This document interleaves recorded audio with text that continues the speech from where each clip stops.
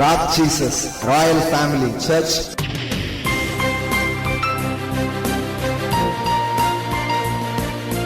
தேவனுடைய ட்ரீம் என்ன நினைக்கிறீங்க? உங்களுக்கு கடவுளுடைய கனவு தெரியுமா? ஒரே பேரானவரை முதற் பேரானவராய் மாற்ற வேண்டும் என்பது அவரது கனவு. ஒரு குமாரன் ஏன் வந்தார்னா, நாம் குமாரர் என்று சொல்வதற்காக. ஹல்லேலூயா.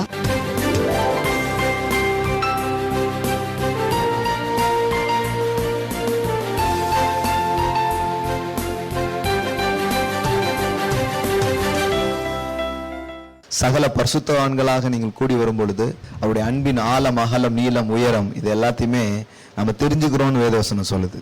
ஸோ இன்னைக்கு ஆராதனை இப்படியாய் சபையாய் நாம் கூடி வருவதில் தேவன் செய்கிற காரியம் என்ன? அந்த அன்பை என்னுடைய ஆழங்களையும் அகலங்களையும் நீளங்களையும் உயரங்களையும் இன்னும் அறிந்து கொள்ள தெரிந்து கொள்ள அவர் நமக்கு உதவி செய்கிறார். நாம கண்டுபிடிக்கிறது இல்லை, அவர் தம்மை வெளிப்படுத்துகிறார். கடவுளை தேடுறது கண்டுபிடிக்கிறதெல்லாம் மதம் செய்கிற வேலை. சொல்லப்போனா அவர் தான் நம்மளை கண்டுபிடிக்கிறாரு. ஏன்னா தொலைஞ்சு போனது கடவுள் கிடையாது, மனுஷன். எப்ப புரிஞ்சுச்சு? தொலைஞ்சு போனது யாரு? ஆடா மெய்ப்பனா? காணாமல் போன மெய்ப்பனா ஆடா? காணாமல் போன காசா இல்ல அதை தேடினால ஒரு ஸ்திரீ? காசு. ஓடி போனது பையனா அப்பாவா? ஆனா நம்ம கதையை மாத்திட்டோம், அப்பா ஓடிட்டாரு அப்படின்ட்டோம். நீ எப்ப தவறு செய்யாயோ அன்றைக்கே தேவன் உன்னை விட்டு ஓடிவிட்டார் அப்படின்ட்டாங்க. ஹலோ, அவர் அங்கேயேதான் சார் நிக்கிறாரு. அவர் என்னை விட்டு ஓடவே மாட்டார். ஏன்னா அவர் சொல்லிட்டார், நான் உன்னை விட்டு விலகுவதும் இல்லை, உன்னை கை விடுவதும் இல்லை அப்படின்ட்டார். ஹல்லேலூயா. பாவம் பாவம் தேவனை என்னை விட்டு பிரிக்கவில்லை. தேவன் என்னை விட்டு என்ன பண்ணல? பாவம் செய்த போது பிரிஞ்சு போல. நாம் தான் தேவனை விட்டு பிரிஞ்சோம் பாவத்தின் போது. அது கூட தேவையில்லைன்ட்டு அந்த பிரிவை அவர் மாற்றி இருக்கிறார். ஹல்லேலூயா. தேவனை விட்டு பிரிந்த நிலை அப்படிங்கிற மனநிலை தான் இன்னைக்கு எல்லா பிரச்சனைக்கும் காரணம். இது ரொம்ப ஆழமான ஒரு விஷயம். பிரச்சனை காரணமே நிறைய பேர் தெரியாது. என்னங்க வேலை இல்லை, நீங்க என்ன சொல்லிட்டு இருக்கீங்க அப்படின்னு. காசு இல்லை, அதான பிரச்சனை. உடம்பு சரியில்லை, அதானே எனக்கு பிரச்சனை. எனக்கு எத்தனையோ பிரச்சனை இருக்குன்னு நம்ம சொல்றோம். இது எல்லாமே ஏதோ ஒன்றினுடைய வெளி தோற்றங்களை தான் நாம் பிரச்சனை அப்படின்னு சொல்லி பார்க்கிறோம். உண்மையான நம்முடைய ப்ராப்ளம் என்ன தெரியுமா? நாமளும் அவரும் ஒன்னாயிட்டோம் அப்படிங்கிறது நமக்கு தெரியாதது. அவரை விட்டு எங்கேயோ நாம் பிரிந்திருக்கிறோம். ஒரு பிரிவு, ஒரு நிராகரிப்பு நம்ம மனசுல இருக்கு. ஒரு ரிஜெக்டட் ஃபீலிங் நம்ம ஒவ்வொருத்தருக்குள்ளேயும் கிடக்கு. அதனாலதான் ஒவ்வொரு வாரமும் ஒரு விஷயம் தெளிவா சொல்ல வேண்டியது இருக்குது. நீங்க ரிஜெக்ட் பண்ணப்பட்டவங்க இல்ல, நீங்க அக்செப்ட் பண்ணப்பட்டவங்க. ஹல்லேலூயா. நீங்கள் நிராகரிக்கப்பட்டவர்கள் அல்ல, நீங்கள் ஏற்றுக்கொள்ளப்பட்டிருக்கிறீர்கள். ஹல்லேலூயா. பக்கத்துல பார்த்து சொல்லுங்க, தேவன் உங்களை ஏற்றுக்கொண்டிருக்கிறார். முடிஞ்சா கட்டிப்பிடிச்சே சொல்லிடுங்க, தேவன் உங்களை என்ன பண்ணிருக்கிறாரு. சிலர் கட்டிப்பிடிக்க முடியாத மாதிரி தான் இருப்பாங்க, இருந்தாலும் பலப்படுத்துகிற கிறிஸ்துவினாலே அப்படின்னு கட்டிப்பிடிச்சிருங்க. You are accepted. You are accepted. ஆனா நமக்கு என்ன சொல்றாங்கன்னா, you are rejected, you are rejected, you are rejected. இதைத்தான் வேலை பார்க்குற இடத்துலயும் சொன்னாங்க, இதான் படிக்கும் போதும் சொன்னாங்க. Rejected rejected. அவர் சொல்றார், you are not rejected, you are accepted. நீ என்னால் ஏற்றுக்கொள்ளப்பட்டிருக்கிறாய். ஹல்லேலூயா. இந்த எண்ணம் உங்க ஆவியில வந்துச்சுன்னு வைங்க, உங்க ஆவியில இந்த காரியம் நடக்கும் போது, உங்க மனதில் இந்த காரியங்கள் விளங்கும் போது, வாழ்க்கையில எந்த புறக்கணிப்பும் உங்களுக்கு புறக்கணிப்பாவே இருக்காது. உங்களுக்கு ஏன் வெளியில யாரோ பண்ற புறக்கணிப்பு எல்லாம் புறக்கணிப்பா தெரியுதுன்னா, உங்களுக்கு ஆவிக்குரிய ஒரு பிரச்சனை இருக்கு. அது என்னன்னா, தேவன்ல இருந்து நான் விலகி இருக்கிறேங்கிற ஒரு எண்ணம் உள்ள இருக்கு. அதான் ரியல் ப்ராப்ளம். உற்று பார்த்தா அதுதான் உண்மையான பிரச்சனை. அதனாலதான் சுவிசேஷம் அறிவிக்கப்படும் போது மனிதன் சுகமாகிறான். சுவிசேஷமே மனிதனை சுகமாக்கிடும். அது தெரியுமா உங்களுக்கு? காஸ்பல் ஒருத்தனை ஹீல் பண்ணக்கூடியது. ஏன் தெரியுமா? காஸ்பல் என்ன சொல்லுதுன்னா, தேவனும் நீனும் இப்ப பிரிஞ்சு இல்ல, இயேசு கிறிஸ்துவை விசுவாசிப்பது மூலம் தேவனும் நீனும் ஒன்றாக்கப்பட்டு விட்டாய். ஹல்லேலூயா. அவர் நானும் ஒன்னாயிட்டோம். நான் இப்ப புரிஞ்சில்ல, அவர் என்னை புறக்கணிச்சு தள்ள, அவர் என்னை ஏற்றுக்கொண்டு விட்டார். இந்த ஏற்றுக்கொள்ளப்பட்டங்கிற உணர்வு உங்களுக்குள்ள வந்துருச்சுன்னு வைங்களேன், அதுதான் சமாதானத்தையும் சந்தோஷத்தையும் பிறப்பிக்கிற காரியமாக இருக்கிறது. ஆனா நமக்கு என்னன்னா, வெளியிலையும் புறக்கணிப்பு. சபைக்குள்ள போய் ஆண்டவரை பத்தி கேட்டாலும் அவரும் அதே வேலையை செய்யறவராத்தான் நமக்கு சொல்லிட்டாங்க. ஆண்டவர் இந்த வாரம் என்ன பண்ண, இந்த வாரம் என்ன செஞ்ச அப்படின்னு சொல்லி கடவுள் ஒன்று என்ன பண்ணிடுவாரு, அப்படியே தள்ளி தான் வைப்பாரு, உன்னை சேர்த்துக்க மாட்டாரு. அப்படியே கிட்ட கிட்ட கொஞ்சம் கொஞ்சமா வார, திடீர்னு ஓடி போயிருத, அடுத்த வாரமா இன்னும் கொஞ்சம் கிட்டவா அப்படின்னு சொல்லுவாங்க. அடுத்த வாரம் இன்னும் ஒரு 10 படி தள்ளி போயிருப்போம். இப்படியே நமக்கு ஒரு ஃபீலிங் சொல்லி விட்டாங்க. இல்லைங்க, தேவனும் நீங்களும் பிரிஞ்சே இல்லைங்க, தேவனும் நீங்களும் ஒன்னாக்கப்பட்டிருக்கிறீங்க. அந்த வேலையை இயேசு செஞ்சிருக்கிறாரு. அதான் சுவிசேஷம். இருதிறத்தாரையும் ஒன்றாக்கினார் என்று வேதவசனம் சொல்லுகிறது. ஹல்லேலூயா. எல்லாம் சொல்லுங்க, நானும் தேவனும் ஒன்றாக்கப்பட்டோம். நானும் அவரும் இப்போ சும்மா இப்படி ஆயிட்டோம். இப்படி பண்ணி காமிங்க பார்க்கலாம் பக்கத்துல. நானும் ஆண்டவரும் சும்மா இப்படி ஆயிட்டோம், இப்படி ஆயிட்டோம். ஆயிட்டீங்களா? இப்படிதான் இருக்கிறீங்க. ஆகலன்னு நீங்க சொன்னா கூட ஆயிட்டீங்க, உங்களுக்கு தெரியல. அதான் பிரச்சனை. வெளியில உள்ளவங்களும் இப்படிதான் இருக்காங்க, ஆனா உங்களுக்கு தெரியாது, உங்களுக்கு தெரியும். தெரிஞ்சது சபை, தெரியாது உலகம். இவ்வளவுதான் வித்தியாசம். எப்படி இருக்கிறீங்க? அவர் நீங்களும் இப்படி ஆயிட்டீங்க. நண்பேண்டா அப்படிங்கிறாங்க பார்த்தீங்களா, அந்த மாதிரி ஆயிட்டீங்க. யாரு? தேவனும் நீங்களும் எப்படி ஆயிட்டீங்க? அந்த மாதிரி ஆயிட்டீங்க. தேவன் உங்களை நிராகரிக்கல, தேவன் உங்களை ஏற்றுக்கொண்டிருக்கிறார். சிலர் என்ன சொல்றாங்கன்னா, ஆமாங்க ஏத்துக்கிட்டாரு, ஆனா நம்மளை சகிச்சுக்கிட்டு தான் இருப்பார் அவரு. இப்படி ஒரு எண்ணம். அவர் உங்களை சகிச்சுக்கிட்டு இல்ல, உங்களை கொடுத்து ரொம்ப சந்தோஷமா இருக்கிறார். அவர் சொல்றார், உன் பேரிலே நான் கம்பீரமாய் களி கூறுகிறேன் அப்படிங்கிறார். ஹல்லேலூயா. தெரியுமா உங்களுக்கு? தேவன் உங்களுக்குள் நடக்க போகிற மாற்றத்தை வைத்து உங்களை நேசிக்கிறது இல்லை, உங்களையே அவர் நேசித்துக் கொண்டிருக்கிறார். எத்தனை பேர் புரிஞ்சுச்சுன்னு தெரியல. புரிஞ்சா நீங்க பாட்டுக்கு அல்லேலூயா சொல்லிட்டீங்கன்னா சிலருக்கு புரியவே புரியாது.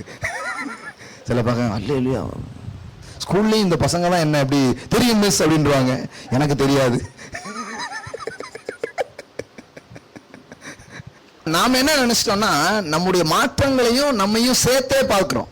கர்த்தர் பாருங்க, உங்களுக்குள்ள மாற்றம் நடந்தா நல்லதுதான், திருப்பங்கள் நடந்தா நல்லதுதான். ஆனா அவர் அதை அல்ல, உங்களையே நேசிக்கிறார். God loves you. God loves you. God loves you. உங்களையே நேசிக்கிறார். நீங்க என்ன செய்றீங்க, என்ன செய்யல, என்ன பண்றீங்க, என்ன பண்ணல, இதுக்கு அப்பாற்பட்ட விதத்துல நீங்களா இருக்கீங்க பாருங்க. அந்த உங்களை அவர் நேசிக்கிறார். ஹல்லேலூயா. நாம நமக்குள்ள மாற்றம் நடக்கிறது, மாறுறது எல்லாம் நல்லதுதான். ஆனா அதெல்லாம் அப்புறம். ஆனா முதல்ல என்னன்னா, நீங்க எப்படி இருக்கிறீங்களோ அப்படியே அவர் உங்களை நேசிக்கிறார். Jesus loves you as you are. அவ்வளவுதான். இது பல 1000 முறை சொல்லணும் மனசுக்குள்ள. ஏன்னா அப்பப்போ சந்தேகம் வரும், நம்மளையா, நம்ம கதை அவருக்கு தெரியாதுன்னு நினைக்கிறேன். தெரிஞ்சுன்னா அவர் சொல்லவே மாட்டாரு. பாவம், ஆண்டவருக்கு தெரியும், ஆனா இவருக்கு தெரியாது, அதனால அவர் சொல்றாரு போல அப்படின்னு நினைச்சுக்கிறீங்க. இல்ல, Jesus loves you as you are, as you are, as you are, as you are. என்னவா இருக்கிறீங்களோ அப்படியே உங்களை நேசிக்கிறார். நீ இப்படியாய் மாறி இப்படியாக செய்தால் நான் உன்னை நேசிப்பேன் என்பது கடவுளுடைய அன்பு அல்ல. Is unconditional love. Is unconditional love. இதுக்குள்ள எந்த நிபந்தனையும் இல்லை. தேவனுடைய அன்பில்லை. தேவனுடைய அன்பு உங்களை வற்புறுத்துகிறது இல்லை, ஒரு நிபந்தனைக்கு உட்பட்டது கிடையாது. சிலர் பார்த்தீங்கன்னா அது இதுன்ட்டு நிறைய இதெல்லாம் சொல்லுவாங்க, கீழே ஒரு புள்ளி வச்சிருப்பாங்க. பார்த்துவீங்களா நீங்க? கண்டிஷன் அப்ளை அப்படின்னு போட்டிருப்பாங்க. நாங்களும் இங்க ஒரு புள்ளி வச்சிருக்கோம், அது கீழே வாசித்து பாருங்க. கடையை வச்சுட்டாங்க, கடைக்கு கீழே குனிஞ்சு பார்த்தீங்கன்னா தெரியும், condition not apply. Hallelujah. Yes, எங்க கடையில மட்டும்தான் கண்டிஷன், கடைக்கு கீழே கண்டிஷன் நாட் அப்ளை. கையை காமிக்க இப்படி சொன்னது வேற மாதிரி வரக்கூடாது. Condition not apply. That Jesus love. Jesus love. இந்த அன்புல வாழணும், இந்த அன்பை கொண்டாடணும். நிறைய நேரத்தில் பார்த்தீங்கன்னா நிறைய பேர் ரட்சிக்கப்பட்ட புதுசுல இருப்பாங்க, அதுக்கப்புறம் அப்படியே வேற மாதிரி ஆயிடுவாங்க. ஏன்னா மதம் உள்ள போக போக அன்பு அது திருடிடுச்சு. மறுபடியும் இந்த அன்பை நம்ம விளங்கி கொள்ளணும். சின்னம் சிறு வயதில் என்னை தெரிந்து கொண்டார், தூரம் போயினும் கண்டு கொண்டார். என்னை தெரிந்து கொண்டார், என்னை கண்டு கொண்டார், என்னை முன்குறித்தார், என்னை அழைத்தார், என்னை நேசிக்கிறார். தொடர்ந்து நேசிட்டே இருப்பார். மாற்றங்கள் எனக்கு பயன்படும், ஆகையால் நான் மாற்றங்களை விரும்புகிறேன். ஆனால் தேவன் நான் எப்படி இருக்கிறேனோ அப்படியே அவர் என்னை நேசிக்கிறார். ஹல்லேலூயா. பதில் சொல்லுங்க, மாற்றங்கள் உங்களுக்கு உதவும், ஆனால் தேவன் உங்களை நேசித்துக் கொண்டுதான் இருக்கிறார். ஆனா இன்னொன்னு சொல்லட்டுமா, ரெண்டையும் சேர்த்தாப்புல, நேசித்துக் கொண்டிருக்கிறார் என்பது மாற்றங்களை உருவாக்கும். ஹல்லேலூயா. நேசித்துக் கொண்டிருக்கிறார் என்பது விளங்கும் போது மாற்றங்களுக்கு நீங்கள் போராட வேண்டியதில்லை. அந்த நேசமே உங்களை மாற்றி அமைக்கும். அந்த நேசமே உங்களுக்குள்ள மாற்றங்களை உருவாக்கும். அந்த நேசமே உங்க மாற்றத்துக்கான திறனையும் பலனையும் ஆற்றலையும் கிருபையையும் உங்களிலே பெருக பண்ணும். ஹல்லேலூயா. அதான் விஷயம் பாருங்க. வேற ரொம்ப கரெக்டா போட்டோம்னா வெள்ளாம ரொம்ப நல்லா நடக்கும். வேறு ஒழுங்கா போடாம ஒன்னும் பூக்கல, ஒன்னும் காய்க்கல, ஒன்னும் கனி தரல. உடனே இப்ப பாருங்க, இந்த மாசம் எல்லாம் என்ன பிரசங்கம் ஓடும் தெரியுமா? உன் கனி எங்கே? டிசம்பர் மாசம் ஆயிட்டு. டிசம்பர் மாத பிரசங்கம் என்ன? உன் கனி எங்கே? இந்த வருடமாவது இந்த மரம் இருக்கட்டுமா என்று பார்த்து கொண்டிருக்கிறார். 2-3 வருஷத்துக்கு முன்னாடியே போட்டு தள்ளலாம் நினைத்தார். ஆனால் இந்த வருடம் போகும் என்று விட்டு வைத்திருக்கிறார். பார்த்துக்கோ, கோடாரியானது வேறருகே வைக்கப்பட்டிருக்கு அப்படின்ட்டாங்க. அது வேற ஒண்ணும் இல்ல, கழுத்துல கத்தி. கோடாரி அருகே வேற அருகே கோடாரிங்கிறது வேற ஒண்ணும் இல்ல. எங்க வச்சிருக்காரா? கழுத்துல கத்தி இருக்கு, பார்த்துக்கோ. டிசம்பர் மாச வாக்குத்தத்த வசனமே அதுதான்.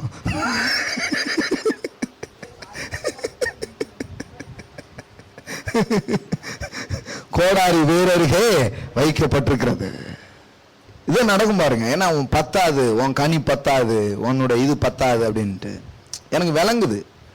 ஏன்னா நாம மிகுந்த கனி கொடுக்கணும்னு பிதா ஆசைப்படுறாருன்னு வேதவசனம் சொல்லுது. தெரியுமா உங்களுக்கு? யோவான் 15:1 வாசிங்க. நான் மெய்யான திராட்சை செடி, என் பிதா யாரு? இயேசு பாருங்க, திருத்துவம் எப்படி பேசுது பாருங்க. அவர் என்ன சொல்றாரு? நான் யாரு? நான் மெய்யான திராட்சை செடி, எங்க அப்பா என் பிதா யாரா இருக்கிறாரு? அப்படின்னா என்ன? அதை நட்டவர் அவர்தான் திராட்சை தோட்டக்காரர். என்னில் கனி கொடாது இருக்கிற கொடி எதுவோ அதை அவர் என்ன பண்ணுவாருங்க? இதுதான் மக்களுக்கு இருக்கிற பெரிய ப்ராப்ளம். போட்டிருக்கலாம் என்ன போட்டிருக்குது? அறுத்து போடுவா, அறுத்துருவாரு அப்படின்ட்டாங்க. நீ இல்ல ஒண்ணும் இல்லை, நான் இதுக்கு விளக்கம் சொல்றேன். ரொம்ப சிம்பிளான விளக்கம் தான், ரொம்ப கஷ்டமான விளக்கம்லாம் கிடையாது. ரொம்ப சிம்பிளா புரிஞ்சுக்கலாம். பைபிள் ரொம்ப சிம்பிளா தான் இருக்கு. ஆனா பைபிள் புரியுதுக்கு முன்னாடி உங்களுக்கு ஆண்டவர் புரியணும். என்னங்க எப்படி சொல்றீங்க அப்படின்ட்டு. ஆண்டவர் நல்லவர்னு புரியணும், தேவன் அன்பானவர்னு புரியணும். பைபிள் ஸ்டடியில சொல்லி கொடுத்தேன். பைபிள்ல இருந்து இயேசுவை பிடிக்காங்க, இயேசுல இருந்து பைபிள் பிடிங்க அப்படின்னு. நிறைய பேர் புரியல பாருங்க. இதுதான் பேசுறது எதுவுமே புரிய மாட்டேங்குது. அட்டென்ஷனா இருக்கும், நல்லா கவனிக்கணும், அப்பதான் புரியும். பைபிள்ல இருந்து இயேசுவை படிக்கிறதுங்கிறது வேற, இயேசுல இருந்து பைபிள் படிக்கிறதுங்க வேற. நம்ம பைபிள்ல இருந்து இயேசுவை படிச்சிருக்கோம், அதான் கரெக்டா படிக்கல. ஆனா இயேசுல இருந்து பைபிள் படிச்சீங்கன்னா பைபிள் கரெக்டா புரியும். தேவன் நல்லவராகவே இருக்கிறார், தேவன் அன்பானவராகவே இருக்கிறார். இந்த கண்ணாடி வச்சு பைபிள் படிச்சீங்கன்னா தான் பைபிள் உங்களுக்கு கரெக்டா விளங்கும். அதுல சொல்லி இருக்கிற வார்த்தை அர்த்தம் எல்லாமே புரிய ஆரம்பிக்கும். அடிக்கடி சொல்லுவோம் இல்லையா, ஒரு வார்த்தையை பலவிதமான டோன்ல, பலவிதமான ஆவியில அந்த என்ன பண்ண முடியும்? பேச முடியும். Same word. உடம்பு எப்படி இருக்கு அப்படின்னு கேட்டீங்கன்னா என்னது? நலம் விசாரிப்பதற்கான வார்த்தை. அதே வேர்ட உடம்பு எப்படி இருக்கு அப்படின்னீங்கன்னா என்ன ஆயிடும்?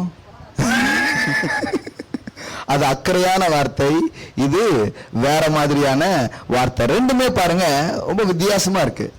ஒரே வேர்டு தான், ஆனா டிஃப்ரெண்ட் ஸ்பிரிட், வித்தியாசமான ஆவியோடு கூட சொல்ற ஒரு காரியம். அப்படிதான் இருக்கு பைபிள். நீங்க உடம்பு எப்படி இருக்கு அப்படின்னு கேட்கிற மாதிரியும் படிக்கலாம், உடம்பு எப்படி இருக்கு அப்படிங்கிற மாதிரியும் படிக்கலாம். சிலருக்கு எப்படி படிச்சிட்டாங்கன்னா உடம்பு எப்படி இருக்கு அப்படிங்கிற மாதிரி படிச்சாங்க. ஒவ்வொரு வசனமும் படிக்கும் போது சும்மா குத்துதுல அப்படிம்பாங்க பாருங்க. கொஞ்ச நாளுக்கு அப்புறம் அவங்க எக்ஸ்பெக்டேஷனே எப்படி மாறிடுச்சு? குத்தணும். அதான் பைபிள் பட்டயம்னு போட்டிருக்கல, பட்டயம் சும்மா குத்துமா குத்தாதான்? பைபிள்ல போட்டிருக்குது, பட்டய குத்து போல் பேசுகிறவர்களும் உண்டு, ஔஷதமான வார்த்தையும் உண்டு அப்படின்னு போட்டிருக்கு. தெரியுமா உங்களுக்கு? ரெண்டும் இருக்கு. இதுல ஆண்டவர் எப்படி இருக்கிறாரு நினைச்சிட்டாங்க? பட்டய குத்து போல் வீட்டுக்காரர் மாதிரியே அப்படின்னு நினைச்சிட்டாங்க. இல்ல, அவர் மனம் திரும்பிய வீட்டுக்காரர்.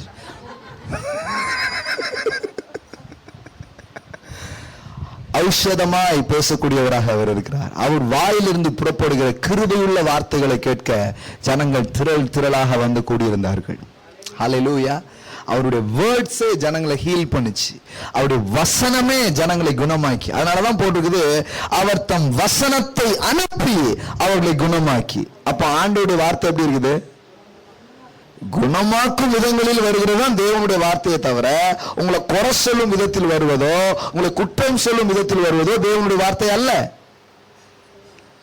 தேவனுடைய வார்த்தை நீங்க கேட்கும் போது குணமாயிடுவீங்க. ஆவி, ஆத்மா, சரீரம், மனது, சிந்தை, உணர்ச்சி, குடும்பம், வாழ்க்கையின் அனைத்து பகுதிகளிலேயும் அது உங்களுக்கு ஒரு சுகத்தை கொண்டு வரும். That is the word of God. That's the word of Christ. எல்லாம் சொல்லுங்க, குணமாக்கும் வார்த்தை, குற்றப்படுத்தும் வார்த்தை அல்ல, குறை சொல்லும் வார்த்தை அல்ல. It's not the word of condemnation. உங்களை அப்படியே கண்டம் பண்ணிட்டே அது இருக்கிற ஒன்று கிடையாது. அப்போ பட்டய குத்து போல் பேசுற வார்த்தையும் இருக்குது, ஔஷதமான வார்த்தையும் இருக்குது. அப்ப பைபிள் படிக்கும் போது கூட எப்படி படிக்க வேண்டியது இருக்குதுன்னா, தேவன் என்ன குத்தும்படியா இன்னைக்கு ஏதோ சொல்லுவாரு அப்படி படிக்காதீங்க. அப்படி படிச்சீங்கன்னா கட்டாயமா அப்படிப்பட்ட சத்தத்தையே நீங்க கேட்பீங்க. ஏன்னா ஆண்டவர் எப்படி பேசினாலும் உங்க ஃபில்டர்ல இருந்து தான் நீங்க கேட்க முடியும். எத்தனை பேர் புரிஞ்சா? எல்லார்கிட்டையும் ஒரு சல்லடை இருக்கு, ஒரு ஃபில்டர் இருக்கு எல்லார் மைண்ட்லயும். இப்போ நான் சொல்ற ஒரே காரியத்தை எல்லாருமே ஒரே விதமா தான் எடுத்துப்பாங்களா? ஒவ்வொருவரும் ஒவ்வொரு விதமா எடுத்துக்கிறாங்க. ஏன்னா எல்லார்கிட்டையும் நான் சொல்ற வார்த்தை நேரடியா அவங்ககிட்ட போகாம இடையில என்ன இருக்கு? ஒரு சல்லடை இருக்கு, ஒரு ஃபில்டர் இருக்கு, அதை தாண்டி தான் போகுது. நம்ம பைபிள் படிக்கும் போதும், நாம ப்ராஃபஸி சொல்லும் போதும், நாம பிரசங்கம் பண்ணும் போதும், அல்லது பிரசங்கம் கேட்கும் போதும், நாம் ஒருவர் சொல்றதை புரிஞ்சுக்கும் போதும் எப்படி கேட்கிறோம்னா, இடையில என்ன இருக்கு? ஒரு சல்லடை இருக்கு, ஒரு ஃபில்டர் இருக்கு. நிறைய நேரத்தில் இந்த ஃபில்டர் சரியில்லைன்னு வச்சுக்கோங்களேன், கேட்கிற வார்த்தையே அது வேறு விதமா கன்வெர்ட்டர் மாதிரி ஆயிடும், அது கன்வெர்ட் பண்ணி விட்டுரும். அதனாலதான் ரெண்டு பேர் பேசும்போது சொல்லுவாங்க, நான் அந்த அர்த்தத்துல சொல்லீங்க அப்படிம்பாங்க. பாத்தீங்களா நீங்க? இல்ல அப்படித்தான் சொன்னீங்க அப்படிமாரு இவர் தரப்பு. ஏன்னா இவர் ஃபில்டர்ல இருந்து கேட்டாரு, அவங்க ஃபில்டர்ல இருந்து என்ன பண்ணிருக்காங்க, சொல்லியிருக்கிறாங்க. இதான் விஷயம்.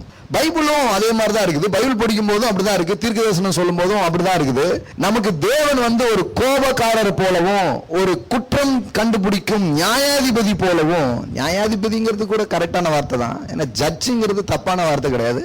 நமக்கு தெரிஞ்ச ஜட்ஜ் அப்படின்னா குற்றத்தை மட்டுமே சொல்லக்கூடிய ஜட்ஜ், குறைகளை மட்டுமே, நீதியை நிலைநாட்டும் நியாயாதிபதியா பார்க்கறது கரெக்ட். ஆனா நமக்கு தெரிஞ்சது என்னன்னா, வெறும் நியாயாதிபதியாக குற்றங்களை கண்டுபிடிக்கிறவராவே கடவுளை பார்த்து பழகிறதுனால வேதாகமும் நமக்கு அப்படிதான் தெரியுது. நான் உங்களுக்கு சொல்றேன், தேவனை பற்றிய படம் ஒரு ஜட்ஜி கிடையாது. தேவனை பற்றிய ஒரு படம் is a loving daddy. Hallelujah. எல்லாம் சொல்லுங்க, God is a loving daddy. Daddy ஜட்ஜா சில நேரம் ஃபங்க்ஷன் பண்றாரு, ஆனா அவர் ஜட்ஜி கிடையாது, அவர் டாடி. ஹல்லேலூயா. இப்போ நான் இந்த சர்ச்சில் பாஸ்டர், ஜோஷுவா என்ன எப்படி சொல்லுவான்? இந்த பாஸ்டர் எங்க அப்பான்னு சொல்லுவானா, எங்க அப்பா பாஸ்டர் அப்படிமானா? பாஸ்டர் எங்க அப்பா இல்ல, எங்க அப்பா தான் அவனுக்கு முதல்ல அப்பா. அது மாதிரிதான் எங்க அப்பா ஜட்ஜா இருக்காரு நீங்க சொல்லாமே தவிர, ஜட்ஜி எங்க அப்பா கிடையாது. எத்தனை பேர் புரிஞ்சிச்சு? ஐயோ இதெல்லாம் என்ன. ஞாயிற்றுக்கிழமை பாருங்க, என் கதையை பாருங்க, எப்படி எல்லாத்துக்கும் அப்படியே விலங்கு வைப்பேன். அவியானவரேண்டு ஜோம் பண்ணிட்டு வந்திருக்கேன். நீங்க தான்ப்பா இதெல்லாம் விளங்கி வைக்க முடியும். எல்லாருக்கும் இந்த சல்லடெல்லாம் கொஞ்சம் கரெக்டா வேலை செய்யட்டும். இஷ்டத்துக்கு புரிஞ்சு விளங்கிடக்கூடாது, கரெக்டா என்ன பண்ணட்டும், விளங்கட்டும். அப்ப தேவன் தான் யாரு? நல்லா சொல்லுங்க டாடி. நல்லா சொல்லுங்க டாடி. நல்லா சொல்லுங்க டாடி. அவரப்பா சொல்லுங்க டாடி. நல்ல எமோஷனலா சொல்லுங்க பார்க்கலாம். பைபிள்ல போட்டிருக்குது, அப்பா பிதாவே என்று கூப்பிடுகிறார்னா என்ன தெரியுமா? கிரை, சத்தம்ன்றது. அப்பா பிதாவே என்று கூப்பிடுகிற புத்திர சுவிகாரத்தின் ஆவியை தந்திருக்கிறார். உங்களுக்குள்ள அது இருந்ததுன்னா, I am a son அப்படிங்கிறது ஒண்ணு இருந்ததுன்னா உங்க வாயில வரும் டாடி அப்படின்றது. ஆனா உள்ள சன்ங்கிறது வரலன்னு வைங்களேன், உள்ள சின்னு இருந்ததுன்னா அது வராது. உள்ள சின் கான்சியஸ் இருந்ததுன்னா டாடிங்கிற வேர்டு வராது. உள்ள சன் கான்சியஸ் இருந்ததுன்னா தான் டாடிங்கிற வேர்டு வரும். ஹல்லேலூயா. பக்கத்துல கேளுங்க, உங்களுக்குள்ள சின் கான்சியஸ் இருக்கா, சன் கான்சியஸ் இருக்கா? That makes the difference. உள்ள சின் கான்சியஸ் இருந்து வைங்களேன், டி கூட உங்களுக்கு வராது. ஐயா என்னை ஒரு வேலைக்காரனாக வைத்துக் கொள்ள முடியும். ஜபமே மாறிடும், உங்களுக்கு உங்க திங்கிங் மாறிடும், உங்களுக்குள்ள உங்களுக்கு தைரியமே வராது. ஆனா சன் அப்படின்னீங்கன்னா ஒரு தைரியம் வரும். சன் ஆஃப் போல்ட்னஸ், தைரியம். அதனால்தான் திரும்பவும் நாம் பயப்படுவதற்கு அடிமைத்தனத்தின் ஆவியை பெறாமல் அப்பா பிதாவே என்று கூப்பிடுகிற புத்திர சுவிகாரத்தின் ஆவியை நாம் பெற்றிருக்கிறோம் என்று ரோமர் 8 படிக்கிறோம். அப்போ பயப்படுற ஆவிக்கு பேர் என்னது? அடிமைத்தனத்தின் ஆவி. உங்களுக்குள்ள அந்த மாதிரி இருந்ததுன்னா நீங்க இன்னும் எதைதான் இது பண்ணி பிராக்டிஸ் பண்ணிட்டு இருக்கிறீங்க? அடிமையா பயந்துட்டு இருப்பான். புள்ள பயப்படாது. இந்த உலகத்தில் மாபெரும் செல்வந்தர் தான் உங்க அப்பா. நீங்க எப்படி வாழ்வீங்க? ஆனா அதுதான் உண்மை. ஆனா உங்க கான்சியஸ்ல அது உண்மையா இல்ல, அதனால வாழ்க்கையிலும் உண்மையா இல்ல. ஹலோ, இந்த உலகத்துல எல்லாம் செய்யக்கூடியவர் தான் உங்க டாடி அப்படின்னா நீங்க எப்படி வாழ்வீங்க? ஒவ்வொரு நாள் எப்படி சிந்திப்பீங்க? ஒவ்வொரு நாள் எப்படி வாழ்க்கையை பார்ப்பீங்க? அப்படி பார்க்கறது தான் கிறிஸ்தவ வாழ்க்கை. ஆனா நமக்கு நீர் பெரியவர் ஆராதனையிலே, ஆனால் ஆலயத்தை விட்டு வெளியே வந்த பிறகு என் பிரச்சனை பெரியது, என் கண்ணீர் பெரியது, என் கடன் பெரியது அப்படின்னு அதை ஆராதிக்க ஆரம்பிச்சிடும். எதையோ ஒண்ணு நம்ம ஆராதிக்கிறோம், வேற ஒன்றும் இல்லை.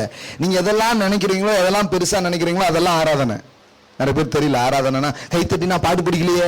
இல்ல, கைத்தட்டி பாட்டு படிக்கிறது மட்டும் இல்ல, உங்க மனதிலே ஏதெல்லாம் மிகப்பெரியதாக இருக்கிறதோ அதெல்லாம் நீங்க வர்ஷிப் பண்ணிட்டு இருக்கீங்கன்னு அர்த்தம். அதனாலதான் வேதம் சொல்லுது, உன் தேவனாகிய கர்த்தர் ஒருவரே பணிந்து கொண்டு அவர் ஒருவருக்கே ஆராதனை செய்வாயாக அப்படின்னு. தட் மீன்ஸ் பெருசு ஒன்னே ஒண்ணுதான், இஸ் மை டாடி. இயேசு எப்பவுமே நெஞ்ச நிமித்தி சொல்ற ஒரு வார்த்தை, எங்க அப்பா எல்லாரிலும் பெரியவர். ஜான் காஸ்பல் எல்லாம் படிச்சு பாருங்க, அங்க இந்த ஸ்பிரிட் ஆஃப் சன்ஷிப் அப்படியே ரிலீஸ் பண்ணப்படும். ஜான் புக் எடுத்து இந்த வாரத்துல படிச்சு பாருங்க, யோவான் சுவிசேஷத்தை எடுத்து வாசித்து பாருங்க. வாசிக்க வாசிக்க வாசிக்க உங்களுக்கு ஒண்ணு தெரியும், வாட் இஸ் சன்ஷிப். ஒரு குமாரனா இருக்கிறதுனா என்ன, ஒரு குமாரன் எப்படி நடந்து கொள்வாங்கிறது உங்களுக்கு தெரிய ஆரம்பிக்கும். ஏன்னா அவர் அப்படிதான் பேசுவார். இதாவே எப்பவும் நீங்க எனக்கு செவி கொடுக்கறதுக்காக நன்றி, இப்பவும் எனக்கு செவி கொடுக்குறீங்க, ஸ்தோத்திரம் அப்படிதான் பேசுறாரு. லாசரு கல்லறை முன்னாடி நின்றுக்கிட்டு, கல்லறை முன்னாடி நின்று ஜெபம் பண்ற ஜெபமா இது? எப்பவும் செவி கொடுக்கிறதுக்காக நன்றி. அவர் சொல்றாரு, எப்போதும் செவி கொடுக்கும் பிதாவே, இப்போதும் நீ எனக்கு செவி கொடுக்கிறபடினால் நன்றி. இது இயேசு சொல்றாரு. அந்த ஜெபத்தை செய்யும் போது இயேசு சொல்றாரு, பிதாவே உங்களுக்கும் எனக்கும் இருக்கிற மேட்ரு நித்தியமா இருக்கு, அது தெரியும், எனக்கே தெரியும், உங்களுக்கும் தெரியும். ஆனா நான் சத்தமா ஏன் இதை சொல்றேன்னு தெரியுமா? சுத்தில இருக்கிற பய பிள்ளைக்கு தெரியட்டும் தான். ஏன்னா அவர் வந்தது எப்ப ஒரு குமாரனா இருக்கிறதுனா இதுதான் காட்டுறதுக்காக தான் அவரே இந்த பூமிக்கு வந்தார். கிறிஸ்துமஸ் செலிப்ரேஷன்ஸ்குள்ள போறோம். அவர் வந்தது எதுக்கு தெரியுமா? நம்மை போல் அவர் ஆனார், நாம் அவரை போல் ஆவதற்காக. ஹல்லேலூயா. எல்லாம் சொல்லுங்க, இயேசு என்னை போல் ஆனார், நான் அவரை போல் ஆகும்படி. எஸ், அவர் நமக்கு குமாரனா இருக்கிறதுனா என்னன்னே தெரியாது. கூலிக்காரங்கிறது தெரியும், அடிமைங்கிறது தெரியும், கெஞ்சுறது கூப்பாடு போடுறது எல்லாமே தெரியும். ஆனா ஒரு சன்னா நடந்துக்கிறது அப்படின்னு தெரியவே தெரியாது. இயேசுவை பார்த்தீங்கன்னா தெரியும். இயேசு என்னைக்காவது பிதாவை பார்த்து கெஞ்சுகிறேன் அப்பா அப்படின்னாரா? இயேசு என்னைக்காவது பிதாவை பார்த்து மன்றாடுகிறேன் தகப்பனே அப்படின்னாரா? ஒரு நாளும் சொன்னதில்லை. அவர் அப்படியே தைரியமா, நாம கண்களை மூடி தலைகளை தாழ்த்தி போட்டு, நல்ல ஒரு வாய்ப்பு பாருங்க, தூங்கினா தூங்கிடலாம். கண்களை மூடி தலைகளை தாழ்த்துவோம்னு இதுல முக்காடு வேற போட்டுதாங்களா, தெரியவே மாட்டேங்குது. ஆனா அவரு ஜெபம்னா என்ன பண்றாரு தெரியுமா? தலையை உயர்த்தி கண்களை திறந்து வானத்தை அண்ணாந்து பார்த்து டாடி அப்படின்னு பேசுறாரு. இயேசு வந்து அது இப்படி ஜெபம் பண்ணாரா? நீங்க படிச்சு பாருங்க, பைபிள்ல உங்க கையில தான் பைபிள் இருக்குது, சுவிசேஷத்துல படிச்சு பாருங்க எங்கேயாவது. இல்ல, அவர் வந்து வானத்தை அண்ணாந்து பார்த்து டாடி. தட் மீன்ஸ் அந்த பிக்சர் வந்து நீங்க குனிறீங்களா இப்படி பண்றீங்களா, அந்த பிசிக்கல் ஆக்ட் நான் சொல்ல, அந்த பிசிக்கல் ஆக்டுக்கு பின்னாடி ஒரு கான்பிடன்ட் இருக்கு. என்ன கான்பிடன்ட்னா போல்ட்னஸ், தைரியம். நீங்க யாரை முகமுகமாய் பார்ப்பீங்கன்னா அவங்க தைரியம் இருந்தா தான் பார்ப்பீங்க. அதனாலதான் அடிக்கடி சொல்லுவோம், என் முகத்தை பார்த்து சொல்றா அப்படின்னு சொல்லுவோம். ஏன்? தைரியம் தான் முகத்தை பார்க்க முடியும், இல்லைன்னா தலை என்ன பண்ணிடுவீங்க, நான் வந்து இப்படி செய்யல அப்படின்னா என்ன அர்த்தம்? எல்லாரும் இந்த வழியாய் கடந்து சென்று இருக்கிறீர்கள். ஆனா நீங்க உண்மையிலே செய்யலைன்னா செய்யலாம் அப்படின்றீங்க. நீங்க சிலர் அந்த அளவுக்கு தைரியமா நடிக்கிறவங்களா இருக்கிறாங்க. அது அது அது வந்து பெரிய தைரியம்.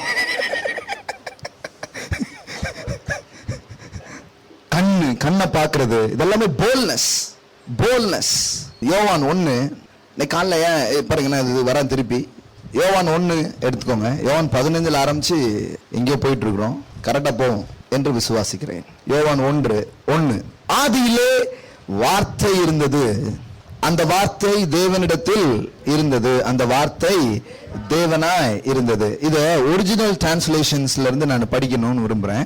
ஆதியிலே வார்த்தை இருந்தது, அந்த வார்த்தை தேவனிடத்தில் இருந்தது, அந்த வார்த்தை தேவனாய் இருந்ததுங்கிறது எப்படி வருதுன்னா, இந்த வார்த்தை இருந்தது, அந்த வார்த்தை தேவனிடத்தில் இருந்தது, அந்த வார்த்தை தேவனாய் இருந்தது அப்படிங்கிறது எப்படி இருக்குதுன்னா, தேவனிடத்தில் இருந்தது அப்படிங்கிற அந்த வார்த்தை இருக்கு பாத்தீங்களா, வித் அப்படிங்கிறது இருக்குல்ல, அது அந்த வித் அப்படிங்கிற வார்த்தையை போய் நீங்க எடுத்து படிச்சீங்கன்னா அது தேவனோடு அப்படிங்கிறது இல்ல, face to face. With means face to face. எல்லாம் சொல்லுங்க ஃபேஸ் டு ஃபேஸ் கம்யூனிகேஷன். எல்லாம் சொல்லுங்க ஃபேஸ் டு ஃபேஸ். தேவனோடு அப்படிங்கிறது, நமக்கு தேவனோடு இருந்தாருன்னா நமக்கு அது அந்த அளவுக்கு விளங்கல, அது நம்ம ஏதோ இருந்தாரு கூட அப்படிங்கிற மாதிரி நம்ம நினைச்சிட்டோம். அந்த தேவனோடு அப்படிங்கிறது என்ன அர்த்தம்னா, வித் அப்படிங்கிறதுக்கு என்ன அர்த்தம்னா ஃபேஸ் டு ஃபேஸ் கம்யூனிகேஷன்.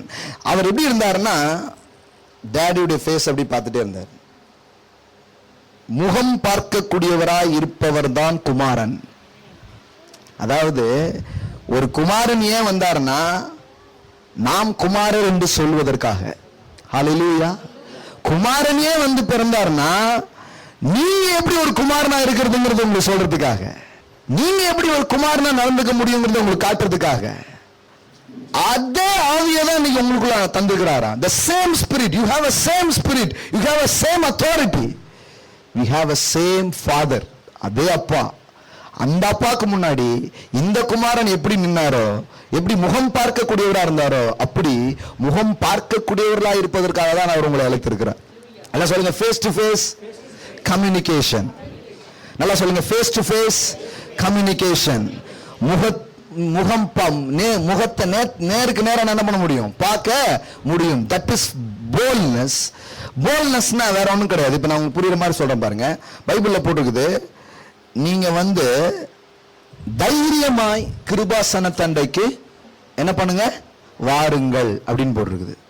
கிருபாசன தண்டைன்னா என்ன, கிருபையின் ஆசனம். தட் மீன்ஸ் தேவனுடைய சிங்காசனத்தினுடைய பேர் என்னது, அதுக்கு இன்னொரு பேர் என்ன பேரு, கிருபையின் ஆசனம். வேற ஒண்ணும் இல்ல, கிருபை ஆசனம் இட்டு இருக்கிறது.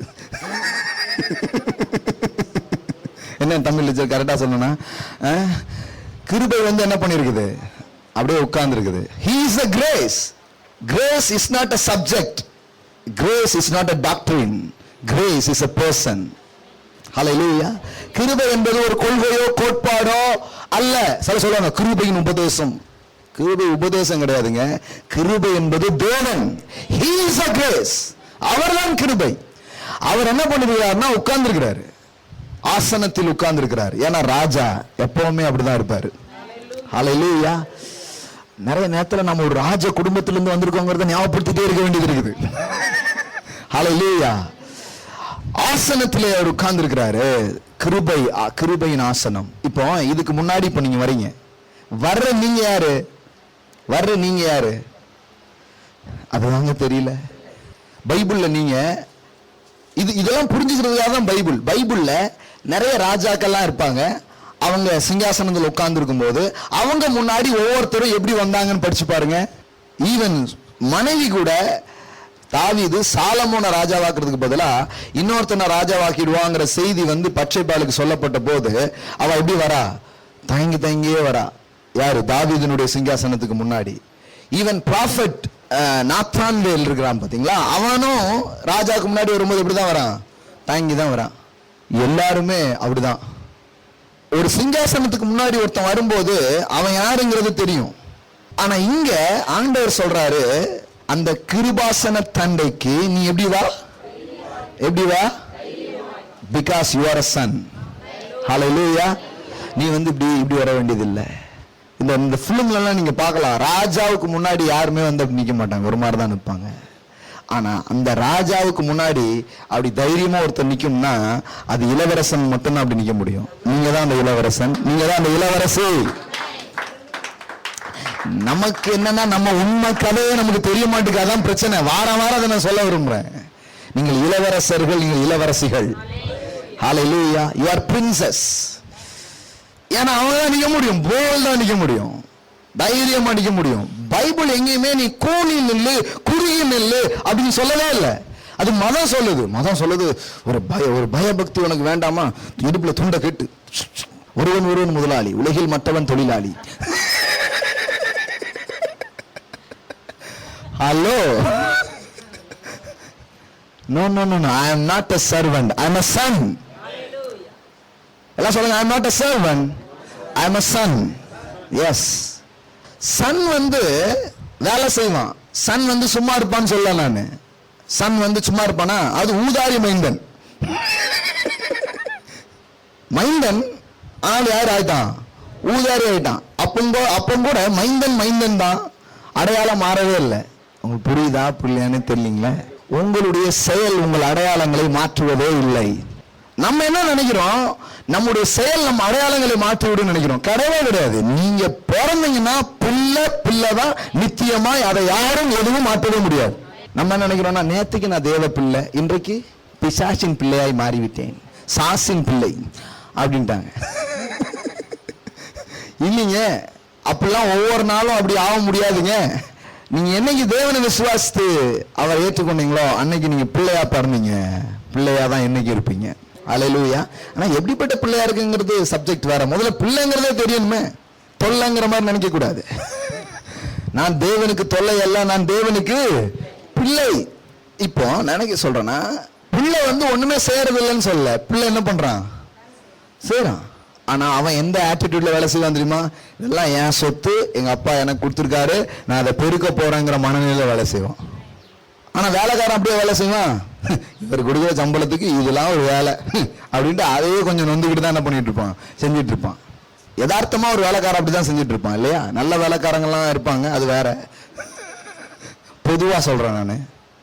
ஆனா ஒரு குமாரன் வந்து இது என்னுடைய இன்ஹெரிட்டன்ஸ், இது என்னுடைய சுதந்திரம் அப்படிங்கிற விதத்துல தான் என்ன பண்றான், வேலை பார்க்கறான். நான் என்ன சொல்ல வரேன் அப்படின்னு சொன்னா, குமாரன் இந்த பூமிக்கு வந்தது குமாரனா இருப்பதுன்னா என்னன்னு காட்டுறதுக்காக தான் வந்தாரு. நமக்கு ஒண்ணுதான் தெரியும், இயேசு ஏன் வந்தார், பாவிகளை ரட்சிக்கவே வந்தார். ஒண்ணுதான் தெரியும் நமக்கு, பாவிகளை ரட்சிக்கவே கிறிஸ்து உலகத்துக்கு வந்தார். நான் அது ஒண்ணும் மறுக்கலைங்க, நான் அதை ஏத்துக்கிறேன். ஆனா அது மட்டுமே நீங்க சொன்னீங்கன்னா அது முழு காஸ்பல் கிடையாது. அது காஸ்பலுடைய ஒரு நகத்துல இருந்து இப்படி தொட்டு இப்படி தெளிக்கிறீங்களா, அவ்வளவுதான். காஸ்பலுங்கிற கடல்ல ஒரு விரலை விட்டு தெளிச்சா எவ்வளவோ அவ்வளவுதான் சொல்லிடுவீங்க. பாவிகளை ரட்சிக்க கிறிஸ்து உலகத்துக்கு வந்தாருங்கிற செய்தி அவ்வளவுதான். ஆனா காஸ்பலுங்கிறது கடல் அளவு ரொம்ப பெருசு. அதுல இருந்து சில துளிகளை தான் நம்ம தெளிச்சிருக்கோம். அதுல பாத்தீங்கன்னா குமாரன் ஏன் வந்தாருன்னா, குமாரர்களை உண்டு பண்ணுவதற்காக வந்தார். ஹல்லேலூயா. ஏதோ நாமெல்லாம் தண்டனைக்குரிய கைதிகளாக சிறைச்சாலையிலே தூக்கு தண்டனை விதிக்கப்பட்டு நாம் காத்திருந்த வேலையிலே ஒருவர் வந்து ஒரு கதைலாம் சொல்லுவாங்க. ஒருவர் வந்து என்ன பண்ணிட்டாரு, சரி போனா போட்டோம் அப்படின்னு மன்னிப்பு கடிதத்தை, இந்த அது என்ன ஜனாதிபதி வந்து கருணை மனு கொடுப்பாங்க இல்லையா, தெரியுமா தெரியாதா உங்களுக்கு?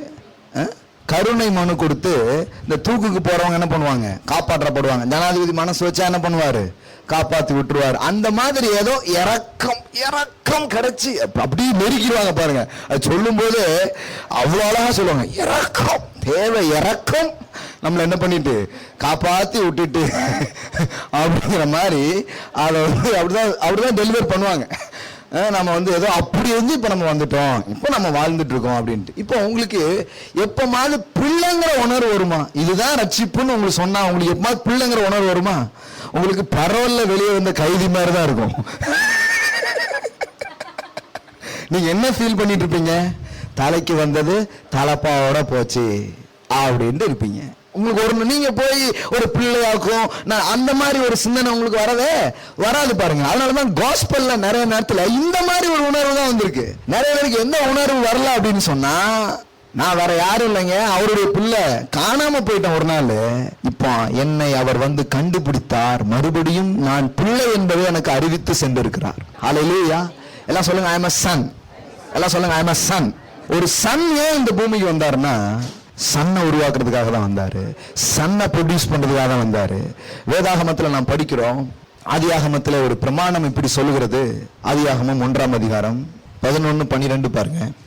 அப்பொழுது தேவன் பூமியானது புல்லையும் விதையை பிறப்பிக்கும் பூண்டுகளையும் பூமியின் மேல் தங்கள் தங்கள் விதையை உடைய கனிகளை தங்கள் தங்கள் ஜாதியின்படியே கொடுக்கும் கனி விருட்சங்களையும் முளைப்பிக்க கடவுது என்றார். அது அப்படியே ஆயிற்று. பூமியானது புல்லையும் தங்கள் தங்கள் ஜாதியின்படியே விதையை பிறப்பிக்கும் பூண்டுகளையும் தங்கள் தங்கள் ஜாதியின்படியே தங்களில் தங்கள் விதையை உடைய கனிகளை கொடுக்கும் விருட்சங்களையும் முளைப்பித்தது. தேவன் அது நல்லது என்று கண்டார். அப்படின்னா என்ன?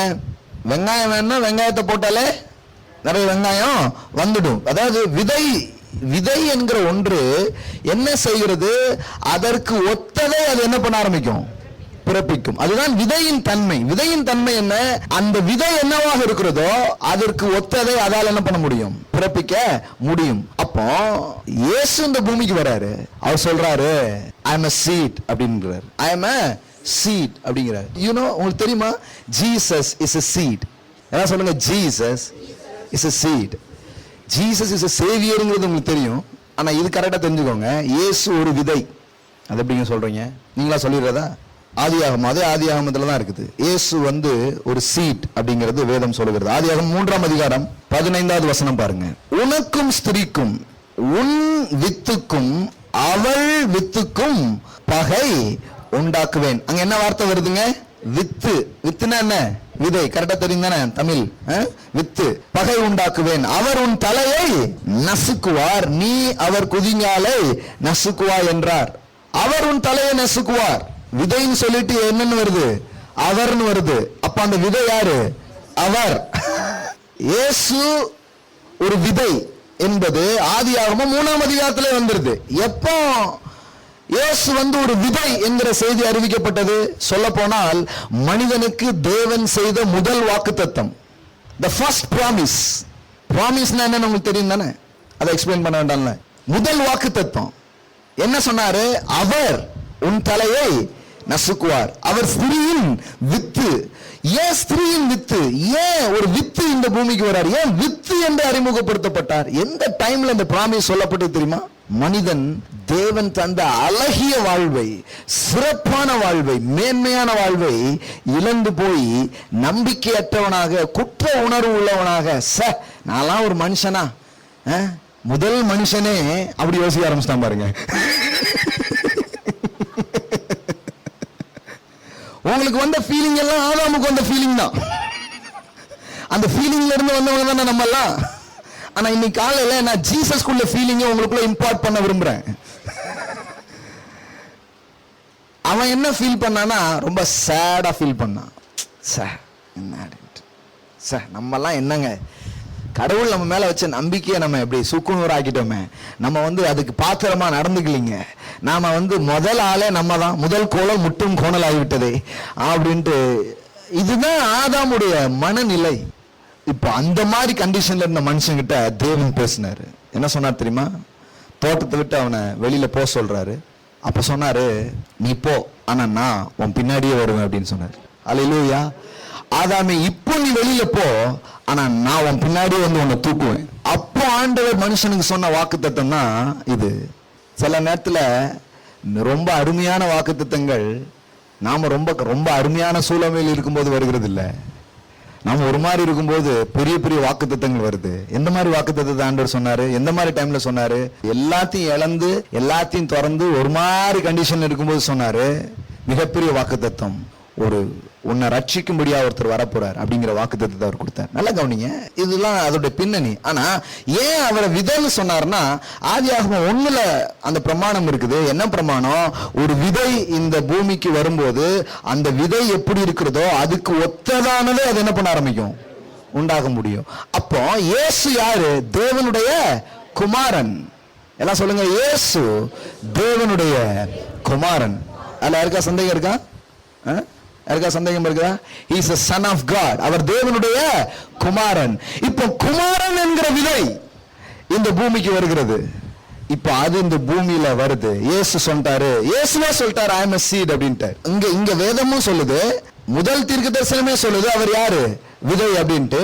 யோவான் சுவிசேஷத்துக்கு வந்தீங்கன்னா இயேசுவே சொல்றாரு கோதுமை மணியானது அப்படின்னு சொல்றாரு. அது என்னது? சீட். கோதுமை மணி என்னது?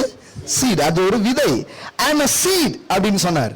கோதுமை மணியானது நிலத்திலே விழுந்து சாகாவிட்டால் தனித்திருக்கும், செத்ததையார்கள் மிகுந்த. அப்ப நான் ஒண்ணுல விதை கையில வச்சுக்கிற வரைக்கும் அதனுடைய ஆற்றல் தெரியாது. உங்க கையில இருந்து வெளியில போய் நிலத்துல விழுந்த பிறகு அதனுடைய ஆற்றல் தெரிய ஆரம்பிச்சிடும். ஹல்லேலூயா. விதைக்குள் என்ன ஆற்றல் ஒளிந்திருக்கிறது என்பது உங்கள் கையிலிருந்து புறப்படும் வரை உங்களுக்கு தெரியவே தெரியாது. பைபிள்ல பல விஷயம் விதைன்னு சொல்லியிருக்குது. போன முறை கிறிஸ்துமஸ்க்கு நான் பேசியிருக்கிறேன் 5 விதைகள் அப்படின்னு சொல்லி பேசியிருக்கேன். வேதத்துல 5 விஷயத்தை சீட்னு சொல்லியிருக்குது. 5 விதை இருக்கு. பைபிள்ல பல விஷயத்தை ஆண்டவர் விதைன்னு சொல்லியிருக்கிறாரு. ஒண்ணு அவர் விதைன்னு சொல்றாரு. விதையினுடைய ஆற்றல் என்னன்னா அது கையில இருக்கிற வரைக்கும் பலன், அதுக்குள்ள என்ன இருக்குன்னு தெரியாது. பைபிள்ல பல விஷயத்தை விதைன்னு சொல்லுது. பணம் ஒரு விதை தான். உங்கள்கிட்ட இருக்கிற ஆற்றல் ஒரு விதை. பல காரியங்கள் விதைகளாக இருக்கிறது. ஒரு விதையை நீங்கள் நிலத்தை சந்திக்கும்படியாய் விடுகிற வரை அதற்குள்ள என்ன இருக்குன்னு தெரியவே தெரியாது. உங்கள்கிட்ட இருந்து அது புறப்பட்டு போகும்போதுதான் அதனுடைய வேலையை அதால செய்ய முடியும். பாருங்க. ஆனா நிறைய பேர் என் விதையே என் காசே அப்படின்னு பிடிச்சி வச்சுடுவாங்க. அதனால அதுக்குள்ள என்ன இருக்குன்னு வெளியில யாருக்கும் தெரியாது. பாருங்க, அதை வெளியில் விடும்போது தான் தெரிய ஆரம்பிக்கும். Sowing and reaping principles. தேவன் பாருங்க, எனக்கு ஒரே ஒரு குமாரன் இருக்கிறார், ஒரே ஒரு செல்லம் இருக்கிறார் அப்படின்னு அவரை அப்படியே கட்டி பிடிச்சிட்டு அப்படியே உட்கார்ந்துட்டே இல்ல. அவருக்கு ஒரு ஆசை, எனக்கு அநேக குமாரர்கள் வரணும்ட்டு. தேவனுடைய ட்ரீம் என்ன நினைக்கிறீங்க? உங்களுக்கு கடவுளுடைய கனவு தெரியுமா? உங்களுக்கு தெரியுமா? தேவனுடைய கனவு உங்களுக்கு தெரியும்னா உங்க கனவு சீக்கிரமா நிஜமாக ஆரம்பிச்சிடும். ஏன்னா அவருடைய கனவு சாத்தியமாகுதலில் உங்கள் கனவு சாத்தியமும் அடங்கி இருக்கிறது. அது எப்படிங்க? ஆண்டவருடைய கனவு என்னன்னு உங்களுக்கு எப்படி தெரியும்? எனக்கு தெரியாது, பைபிள் படிச்சா தெரியும். ரோமருக்குள்ள நிருபம் பாருங்க, அங்க ஆண்டவருடைய ட்ரீம் என்னங்கிறத நம்ம படிக்கலாம். ரோமர் 8வது அதிகாரத்துக்கு நம்ம வருவோம். மனு வர்க்கத்தை குறித்த கடவுளுடைய கனவுகள் என்ன? தேவன் எப்படிப்பட்ட கனவு அவருக்கு இருந்தது? ரோமர் 8ஆம் அதிகாரம் எடுத்தீங்களா? ரோமர் 8:29 பாருங்க. தம்முடைய குமாரன், அதாவது இயேசு பிதா பேசுகிறார், தம்முடைய குமாரன் அநேக சகோதரருக்குள்ளே முதற் பேரானவனாய் இருக்கும் பொருட்டு தேவன் எவர்களை முன் குறித்தாரோ அவர்களை தமது குமாரனுடைய சாயலுக்கு ஒப்பாய் இருப்பதற்கு முன் குறித்திருக்கிறார். உங்களுக்கு தெரியுதா தேவனுடைய கனவு என்னன்ட்டு? அவர் ஏன் இயேசுவை அனுப்புனாராம்? ஏன் இயேசுவை முன்குறித்தாராம்? அநேக சகோதரருக்குள்ளே அவர் எப்படி இருக்கணும்? முதற் பேரானவராய் இருக்கணும். அது வேற ஒண்ணும் இல்ல, ஒரே பேரானவரை முதற் பேரானவராய் மாற்ற வேண்டும் என்பது அவரது கனவு. இப்பவும் உங்களுக்கு புரியல நிறைய பேருக்கு. யாருக்கெல்லாம் புரிஞ்சிச்சு? நீங்க உங்களாம் லெவல் 1. நான் அடுத்தால எக்ஸ்பிளைன் பண்றேன் பாருங்க. யோவான் 3:16 என்ன படிக்கிறோம்? தேவன் தம்முடைய ஒரே பேரான குமாரனை விசுவாசிக்கிறவன் எவனோ. அப்ப முதல்ல தேவனுக்கு எத்தனை குமாரன்? ஒரே ஒரு குமாரன். என்ன சொல்லுங்க? Only begotten Sun. ஒரே ஒரு மகன் தான் அவருக்கு இருந்தார், திருமகன். ஒரே ஒரு மகன் தான் இருந்தாரு. ஆனா இப்போ இங்க என்ன சொல்றாரு? முதற் பேரானவர் சொல்றாரு. First begotten son. புரியுதுங்களா? Only begotten son. இப்ப என்ன வார்த்தை யூஸ் பண்றாரு? First begotten son. Only begotten son என்ன? ஒரே ஒரு பையன் தான். ஆனா அவருக்கு என்னன்னா, இந்த பையன் மாதிரி எனக்கு நிறைய பையன் வேணும்னு ஒரே ஆசை அவருக்கு. புரியுதா புரியலையா? இயேசு மாதிரியே எனக்கு நிறைய குமாரர்கள் வேணும்னு ஆசை அவருக்கும். பாருங்க, அவர் என் அன்பையும் என் இருக்கிற கிருபைகளையும் அன்பையும் நான் பரிமாறிக்கொள்ள எனக்கு அநேக குமாரர்கள் வேணும் என்பது தேவனுடைய கனவு. எல்லாம் சொல்லுங்க, தேவனுடைய கனவு. குமாரர்கள், அடிமைகள் அல்ல, வேலைக்காரர்கள் அல்ல, தண்டனை கைதியிலிருந்து தப்பித்தவர்கள் அல்ல. தேவனுக்கு தேவை குமாரர்கள். ஹல்லேலூயா. அதனாலதான் அவருக்கு வேலைக்காரன் தான் தேவைன்னு வச்சுக்கோங்களேன். அவர் எந்த விதை போட்டிருப்பாரு? வேலைக்காரங்கிற விதையை போட்டிருப்பாரு. அவருக்கு யார் தேவைப்பட்டதுன்னா குமாரன் தேவைப்பட்டது. அதனால தன் மடியில் இருந்த குமாரனை இந்த பூமிக்கு அனுப்பி வைத்தார். ஹல்லேலூயா. கை நல்லா தட்டலாம், நீங்களாம் தட்டலாங்க, தப்பே கிடையாது. மடியில் இருந்த குமாரனை அனுப்பி வைத்தார். அவருக்கு வேலைக்காரன் தான் தேவை. சில சொல்லுவாங்க, நம்மளாம் குமாரர்கள்லாம் சொல்லக்கூடாது. நம்ம எப்படிதான் சொல்லணும்? நம்மள நான் இயேசுவின் அடிமை, நான் இயேசுவின் அடிமை. அப்படியே பாருங்க, அடிமை தான் அவருக்கு தேவையா இருந்தா ஒரு அடிமையை அனுப்பி வச்சிருப்பாரு. எனக்கு தெரிஞ்சு தேவன் கிட்ட அடிமையே கிடையாது. தேவன் கிட்ட இருக்கிற எல்லாருமே வாலண்டியர்ஸ் தான், தன்னார்வ தொண்டர்கள் தான். ஹல்லேலூயா. ஒரு அராஜகம் பிடிச்ச ராஜாதான் அடிமையை வச்சிருப்பான். ஆனா இவர் நல்ல ராஜா, அதனால தன்னார்வ தொண்டர்களை மட்டுமே அவர் வைத்திருக்கிறார். அவர் ராஜ்யத்தில் அடிமைத்தனங்கிறது கிடையவே கிடையாது. அதனாலதான் தான் உண்டாக்குன தூதன் தன்னை சேவிக்க மறுத்த போது போயிட்டு வரலான்னு அனுப்பிச்சு விட்டார். நான் இது சேவி, இல்லைன்னா உன்னை பஸ்பம் ஆக்கிடுவேனாக்கும் அப்படின்லாம் சொல்லல. அவர் சொன்னாரா? அவர் சொல்லல. என்ன சேவிக்கலன்னா நீ போயிட்டு வரலாம், ஒண்ணுமே சொல்லல. உனக்குன்னு அவன் தனி கிங்டம் வந்து இன்னைக்கு வரைக்கும் வேலை பார்த்துட்டு இருக்கான் பாருங்க. எனக்கு என்னன்னா, தேவனுக்கு எதிரானவனுக்கே வாழ்வு இருக்க முடியும்னா தேவனை நம்பி ஆதரிக்கிற உங்களுக்கு எவ்வளவு வாழ்வு இருக்க முடியும்? அவங்கிட்டே கடவுள் இவ்வளவு உண்மையா இருக்கிறாருன்னா உங்களுக்கு எவ்வளவு உண்மை உள்ளவராக இருப்பார்? யோசித்து பார்க்கணுங்க. அழைத்த அழைப்பும் கிருபை வரங்களும் மாறாததுன்னு வேதவசனம் சொல்லுது. இப்படி தனக்கு துரோகம் பண்ணி தன்னை சேவிக்காம அவன் தான் ஆராதனை குழு தலைவனா. குழு தலைவனே எப்படி ஆயிட்டான் பாருங்க, வர்ஷிப் லீடர். அங்க இருக்கிற மியூசிக் இன்ஸ்ட்ருமெண்ட் எல்லாம் தூக்கிட்டு ஓடி வந்துட்டான். சொந்தமா மியூசிக் இன்ஸ்ட்ருமெண்ட் கூட வாங்க முடியாத ஒரு ஆளு. நம்ம மிச்சம் மீதி ஏதோ 2-3 இருந்ததை நம்ம பெர்க்மான்ஸ், நம்ம இங்க இருக்கிற சில ஆட்கள் எல்லாம் வாசிட்டு இருக்காங்க. இப்ப ஏதாவது அட்வான்ஸா வாங்கி வாசிட்டுன்னு வச்சுக்கோங்களேன், அவனுடைய கொண்டு வந்துட்டியா அப்படின்னு கேட்டுருந்தாங்க. ஐயாவது அவனுடைய இல்ல, நம்முடையதான் இருந்தது. அவன் தூக்கிட்டு போட்டான், இப்ப மறுபடியும் மீட்டு கொண்டு வந்துகிட்டு இருக்கிறோம். இப்ப இங்க நல்ல தவுள் வாசிச்சு பிபி அடிச்சு ஆராதனை பண்ணிட்டு தான் என்ன யோசிப்பீங்க? என்ன தவுள் அடிச்சுட்டு இருக்கீங்க இங்க? ஏன்னா நம்ம தவுள் அங்க கொடுத்துட்டோம், நாதஸ்வரத்தையும் கொடுத்துட்டோம். ஏதோதெல்லாம் பெஸ்ட் இன்ஸ்ட்ருமெண்டோ அதெல்லாம் எங்க கொடுத்துட்டோம், தாரவாத்து கொடுத்துட்டோம். உங்களுக்கு தெரியல, ஒரு திருட்டு பையன் அங்க இருந்து ஓடி வரும்போது அதெல்லாம் தூக்கிட்டு ஓடி வந்துட்டான். ஓடி வந்து தப்பான இசையை போட்டு தப்பு தப்பா படிச்சு பல பேர் என்ன பண்ணி வச்சுட்டாங்கல்ல, மாட்டிக்க வச்சுட்டான் பாருங்க. நமக்கு தெரிய மாட்டேங்குது, நமக்கு ஒரிஜினல் கதை தெரிய மாட்டேங்குது. மூல பத்திரத்தை படிக்கிறேன், நன்றாய் கவனிங்கள். நிலம் யாருடையது? இந்த எல்லையிலிருந்து இந்த எல்லை வரை உங்களுடையதான் இருக்காது என்று யோசுவாவுக்கு தேவன் சொல்லிக் கொடுத்தார். நிறைய பேருக்கு அது தெரியல பாருங்க, அதனால விட்டுட்டாங்க, எல்லைய கோட்டை விட்டாங்க. ஏன்னா பத்திரம் படிக்கல. அதான் பத்திரம் கரெக்டா படிக்கணும். இசை அவர் ராக தேவன், அவர் இசைகளின் ஆண்டவர், அவர் அதை உண்டாக்குனவரே அவருங்க. Every good gifts it comes from above. இந்த உலகத்தில் நீங்கள் பார்க்கிற எல்லா சிறப்புக்கும் சொந்தக்காரர் அவரே. ஹல்லேலூயா. என்னன்னா இந்த பையன் இவ்வளவு வேலை பண்ண பயலே பாருங்க, பொழைச்சு போடா அப்படின்னு விட்டாரு பாருங்க. அவன் அப்படியே போயிருக்கான். அவனை இன்னும் ஒண்ணு இல்லாம போயிடுவான். போடா போடா அப்படின்னு நினைச்சிட்டாரு. போடானவனே இப்படி இருக்காங்க, வாடானார நம்ம எப்படி இருப்போம்?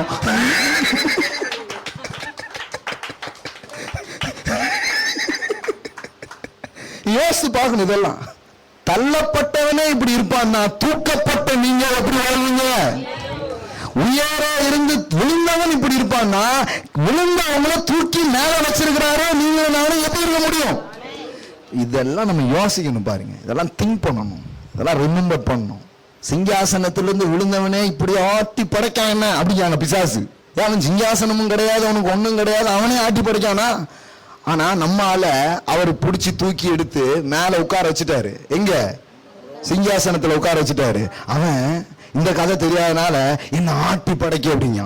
உன் காலுக்கு கீழே அவன் போட்டிருக்காரு, படிக்கலையோ பேச 2ல துரைத்தனங்களையும் அதிகாரங்களையும் உறிந்து கொண்டு அவைகளை அவருடைய பாதபடி ஆக்கி போட்டார் என்று பேச 1ல படிக்கிறோம். கடைசி வசனம் பாதபடி ஆக்கி போட்டிருக்காரு. எல்லாம் சொல்லுங்க கீழே போட்டிருக்கான், எல்லாம் சொல்லுங்க காலு கீழே இருக்கிறான். Yes, that is the true. So ஒரு அடிமை தேவை என்றால் ஒரு அடிமையை அனுப்பியிருப்பார். ஆனால் தேவன் அடிமையை உண்டாக்க அவர் விரும்பல. அவர் பிள்ளைகளை உருவாக்க விரும்பினார், குமாரனை உருவாக்க விரும்பினார். ஒரு தேவனை ஒரு விதையை அந்த பூமியில கொண்டு வந்து போட்டிருப்பார், நம்மளை அப்படியே மாத்திருப்பாரு. நம்மளை அப்படி மாற்ற விரும்பல. நம்மை தேவ தூதர்களாய் மாற்ற விரும்பவில்லை, நம்மை தேவர்களாய் மாற்ற விரும்பினார். ஹல்லேலூயா. அதனாலதான் நான் உங்களுக்கு சொன்னேன், யூ ஆர் காட்ஸ். அவர் பெரிய ஜி, நீங்க சின்ன ஜி. இதை நல்லா புரிஞ்சுக்கணும் ஜி. பிக் ஜி யாருக்கு? அவருக்கு. பெரிய ஜி போடுறோம், GOD, காட். ஸ்மால் ஜி அது யாரு? நீங்க, நான். ஹல்லேலூயா. எஸ். இதுக்காக தான் இயேசுவை கல்லெறிஞ்சாங்கன்னா யோவான் சுவிசேஷத்துல படிக்கிறோம். எதுக்காக என்னை கல்லெறிவீர்கள்? ஆமா, கடவுள்னு சொன்னால அதுக்குதான். அவர் சொன்னார், நான் மட்டும் இல்ல, வேத வசனத்தை பெற்றவர்கள் தேவர்கள் என்று சொல்லியிருக்க அப்படின்ட்டாரு. ஏன்னா நான் கடவுள் எனக்கு நல்லா தெரியும். ஆனா என் சாயலுக்கு ஒப்பாக தேவ குமாரர்களை உருவாக்கத்தான் நான் இந்த பூமிக்கு வந்திருக்கிறேன். அதனாலதான் பாருங்க, இயேசுனுடைய திங்கிங், அவர் பேசினது எதுவுமே தம்பி ஓவரா இருக்கு கோச்சுக்கோ அப்படி சொல்லவே இல்லை. தம்பி கம்மியா இருக்கு, என் லெவல்ல பாரு அப்படின்னு கூப்பிட்டுட்டே இருக்கிறார். என்னை விசுவாசிக்கிறவன் நான் செய்த கிரியைகளை தானும் செய்வான், அதை பார்க்கிலும் மேலானதை செய்வான். அடிமைக்கு இந்த எண்ணங்களை யாரும் தர மாட்டாங்க. வேலைக்காரர்களுக்கு யாரும் இந்த எண்ணத்தை புகுத்த மாட்டாங்க. வெறும் குமாரர்களுக்கு தான் இந்த பேச்சு பொருந்தும். உங்க பிள்ளைய பார்த்து தான் சொல்லுவீங்க, அப்பா இவ்வளவு பண்ணிருக்கண்டா, நீ இதை விட 1000 மடங்கு பண்ணுன்னு உங்க பிள்ளைய பார்த்தா நீங்க சொல்லுவீங்க. உங்கள் தோளின் மேலில் ஏறும் சுதந்திரம் உங்கள் பிள்ளைகளுக்கு மட்டும்தான் இருக்கிறது. ஹல்லேலூயா. தகப்பன் குனிந்தது தன் பிள்ளையை தூக்குவதற்காகத்தான். ஹல்லேலூயா. குனிஞ்சு தூக்குனார் நம்மள. அதான் மீட்பு. தேவன் குனிந்த இடம் தான் மீட்பு. உங்களுக்கு விளங்கலான்னு தெரியல. தேவன் குனிந்தார் ஒரு இடத்துல. அவர் குனிஞ்சதே கிடையாது. அவர் நிமிர்ந்து நடக்கும் ராஜா.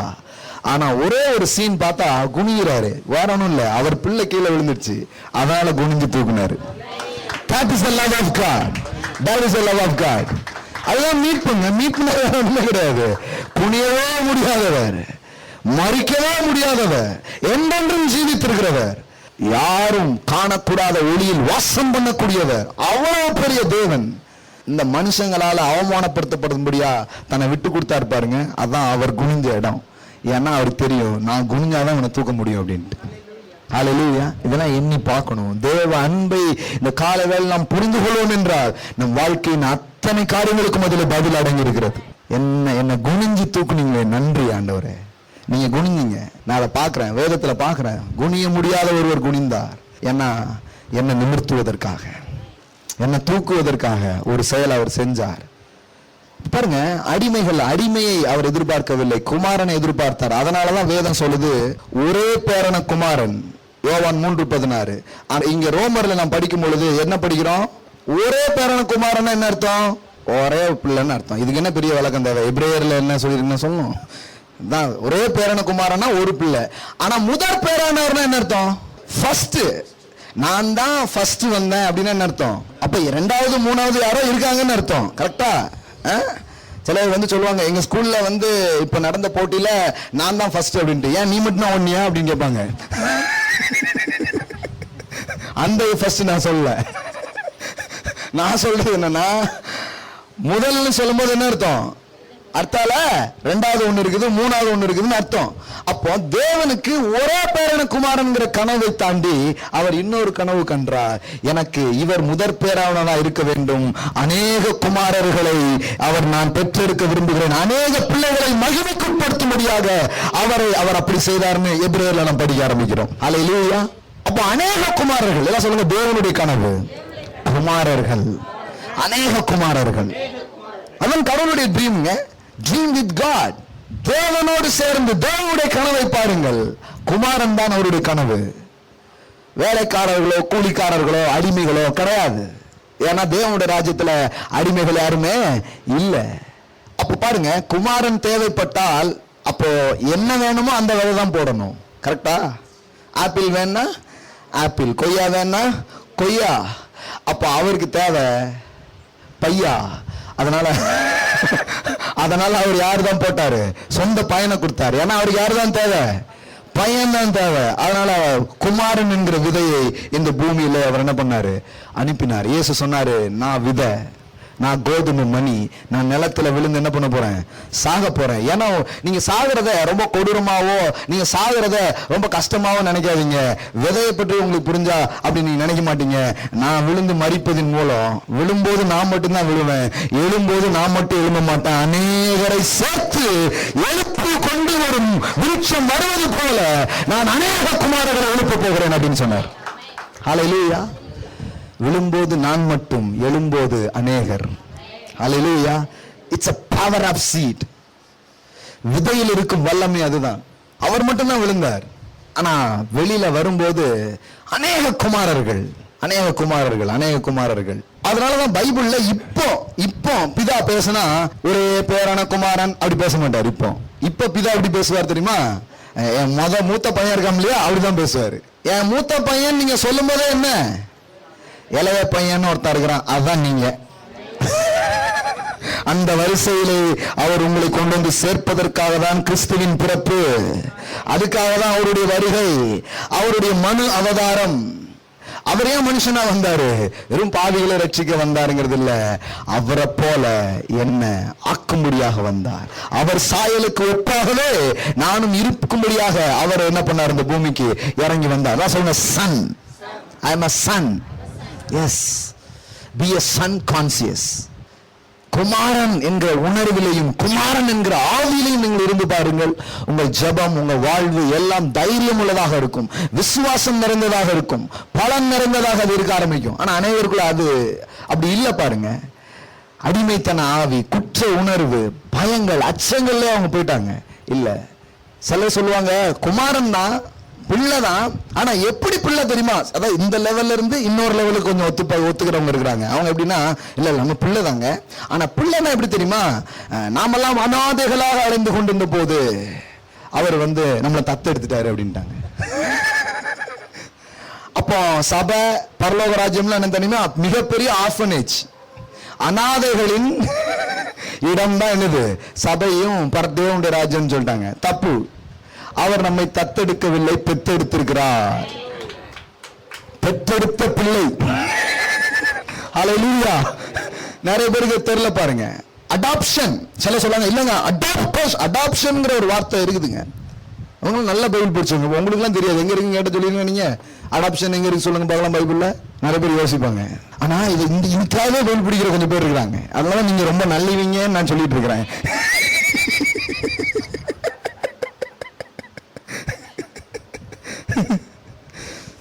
புத்திர சுவிகாரம் அப்படின்னு வருது பாருங்க. ரோமர் 8 தான் அந்த சன்ஷிப் ரொம்ப இருக்கு. நிறைய நான் பேசின நிறைய ஸ்கிரிப்சர் ரோமர் 8 தான்.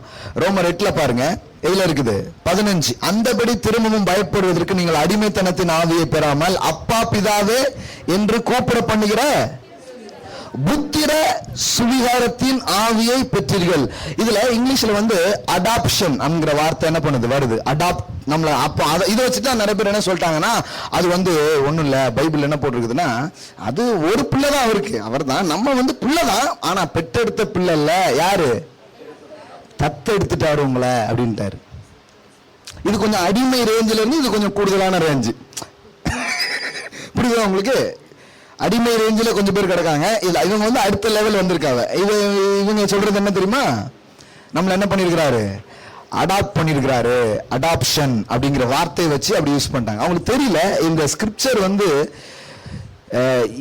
என்ன பீரியட்ல, என்ன மாதிரியான ஒரு காலகட்டத்தில், என்ன மாதிரியான பழக்க வழக்கம் இருந்தவர்கள் மத்தியில இந்த வார்த்தைகள் உபயோகப்படுத்தப்பட்டதுன்னு உங்களுக்கு தெரியல பாருங்க. அடாப்ஷன் அப்படின்னு சொன்னா நமக்கு நம்ம கான்செப்ட் படி இந்த தத்தெடுத்தல்ங்கிறதுனா என்னன்னா, பிள்ளை இல்ல, அவங்களுக்கு யாராவது ஒரு பிள்ளைய பார்த்து ஒரு இல்லத்துல போய் அவங்க என்ன பண்றாங்க, தத்தெடுத்துக்கிறதா அடாப்ஷன் நம்ம நினைக்கிறோம். ஆனா இங்க யூஸ் பண்ணிருக்கிற அடாப்ஷன் அது கிடையாது.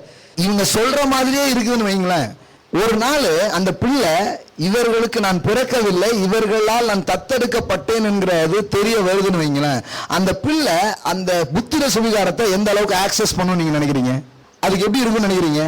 என்னதான் இருந்தாலும் உள்ளுக்குள்ள என்ன இருக்கும், ஒரு விதமான ஃபீலிங் இருக்கும் உள்ளுக்குள்ள. ஒரு நாள் அப்ப நான் யாருக்கு தான் பிறந்தேன், யாரு தான் என்னுடைய அப்பா, யாரு தான் என்னுடைய இது, அந்த அளவுக்கு ஒரு போல்ட்னஸோ ஒரு தைரியமோ அங்க வரவே முடியாது. அங்க இருக்கிற அந்த வசனத்தினுடைய இதை பாருங்க. அந்த வசனமே எதுக்கு சொல்லப்படுதுன்னா, திரும்பவும் நீங்கள் பயப்படுவதற்கு, அடிமைத்தனத்தின் ஆவியை பெறாமல். அப்போ ஒரு அடாப்ஷன் அடிமைத்தனத்தையும் பயத்தையும் வெளியே எடுத்து போட முடியுமா? சும்மா ஜென்ரலா யோசிங்க. நான் விளக்க சொல்றதுக்கு முன்னாடி ஜென்ரலா யோசிங்க. அடாப்ஷன்ங்கிறது அதை எடுத்து போடுமா? எடுத்து போடவே முடியாது.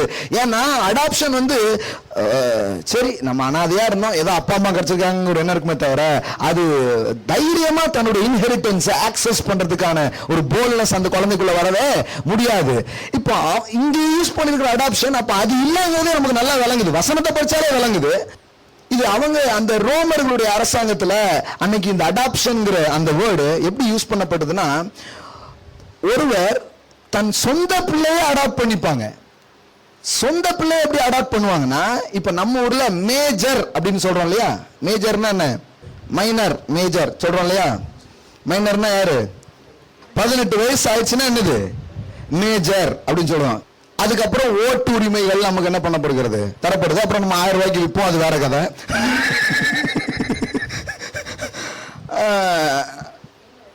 இப்படி இருக்கு பாருங்க. அது மாதிரி அவங்க ஊர்ல என்னன்னா, அவன் பையன் தான், ஆனா 18 வயசு அவனுக்கு வரும்போது அவன் ஊரே கூப்பிட்டு திஸ் இஸ் மை சன் அப்படின்னு சொல்லி ஒரு அடாப்ஷன் ஃபங்க்ஷன் நடத்தி அன்னையிலிருந்து அவனுடைய அதிகாரம் உரிமை எல்லாத்தையும் அவன் கையில கொடுப்பான். அன்னைக்கு தான் பிரகடனப்படுத்தப்படும் அது இவருடைய பையன். தான் சொந்த பையனை தான் அவங்க அடாப்ட் பண்றாங்க. அந்த அடாப்ஷன்ங்கிற ஒரு இது மூலம் அது கலாத்தியர்ல நம்ம படிக்கிறோம். என்ன படிக்கிறோம்னா, பிள்ளை சின்ன பிள்ளையா இருக்கிற வரைக்கும் அடிமையானவனுக்கும் அவனுக்கும் என்ன கிடையாது. பச்சீங்களா? இந்த கான்செப்ட் எங்க வருது? இந்த இதுலதான் வருது. ஏன்னா அவன் ஒரு இந்த அடாப்ஷன்ங்கிற ஒண்ணை இவன் பெற வரைக்கும் இவன் யாராதான் இருப்பான். அடிமைக்கு இவனுக்கு என்ன கிடையாதா?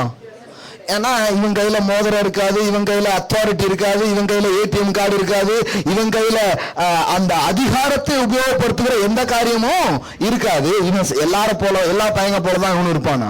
ஆனா இவன் வளர்ந்து இவன் தான் யாருங்கிற நிலையை அவன் புரிஞ்சுக்கும் போது, கலாத்தியர் எத்தனைங்க? கலாத்தியர் 4 எடுத்துக்கோங்களேன். பாருங்க, இது உங்களுக்கு நல்லா விளங்கும் பாருங்க. வாசித்தீங்கன்னா நல்லா புரியும். வேற ஒண்ணும் இல்ல.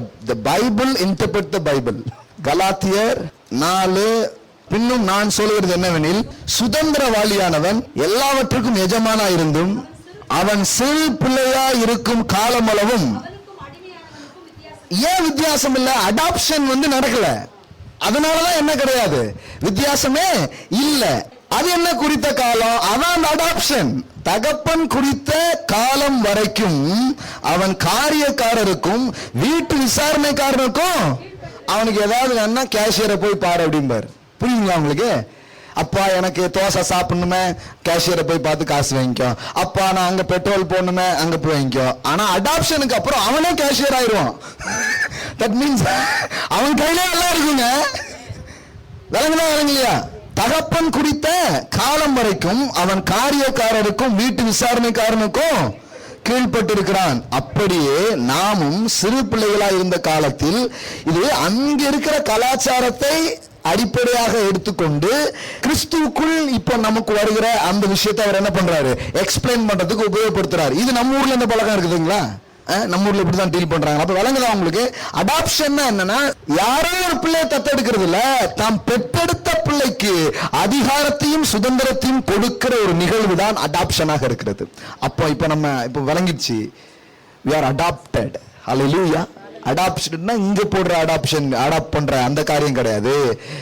அதிகாரமும் சுதந்திரமும் எனக்கு வழங்கப்படுகிறது. திரும்பவும் பயப்படுவதற்கு அடிமைத்தனத்தின் ஆவியை பெறாமல் அப்பா பிதாவே என்று கூப்பிடுகிற புத்திர சுவிகாரத்தின் ஆவியை நாம் என்ன பண்ணிருக்கிறோம்? பெற்றிருக்கிறோம். குழந்தையாய் இருந்த நாம் குமாரர்களாய் மாறிவிட்டோம். குழந்தையிலிருந்து குமாரத்துவத்தை அடைகிற நிலைதான் அடாப்ஷன். விளங்குதுங்களா அடாப்ஷன் என்னன்ட்டு? அப்போ கடவுள் வந்து என்ன தத்தெடுத்தாருங்கிறது தப்பான ஒரு ஐடியா பாருங்க. கடவுள் என்ன தத்தெடுக்கல. கடவுள் என்ன பண்ணாராம்? அப்படியே பைபிள் சொல்லுது, தேவனால் பிறந்தவன் இந்த உலகத்தை தேவன் தத்தெடுத்தவன் ஜெயிப்பான்னு போடலீங்க. எப்படிதான் போட்டுருக்குது? 1 யோவான்ல 1 யோவான் 5ஆம் அதிகாரம் 4வது வசனம் பாருங்க. தேவனால் பிறப்பதெல்லாம், தேவன் தத்தெடுப்பதெல்லாமா பிறப்பதெல்லாமா? என்னங்க போட்டிருக்குது? தேவனால் பிறப்பதெல்லாம் உலகத்தை ஜெயிக்கும். நம்முடைய விசுவாசமே உலகத்தை ஜெயிக்கிற ஜெயம். அப்போ நாம் தேவனால் பிறந்திருக்கிறோம். தேவனுடைய வித்து நமக்குள்ளாக இருக்கிறது. யோவான் 3ஆம் அதிகாரத்துக்கு வாங்க. அதே 1 யோவான் 3:9 பாருங்க. தேவனால் பிறந்த எவனும், ஏனெனில் அவருடைய வித்து வித்து அவனுக்குள் தரித்து இருக்கிறது. அவன் தேவனால் பிறந்தபடியினால், அப்போ வித்து எல்லாம் சொல்லுங்க, வித்து சீட் எல்லாம் சொல்லுங்க, அவருடைய சீட். ஒரிஜினல் வித்து நீங்க தான். ஒரிஜினலா அவருக்கு நீங்க பிறந்திருக்கிறீங்க. அல்லேலூயா. நீங்க அசல் கிடையாது, வேற ஒரிஜினல். தேவனுடைய சீட், அவருடைய வித்து நாள் நீங்கள் பிறந்திருக்கிறீர்கள்.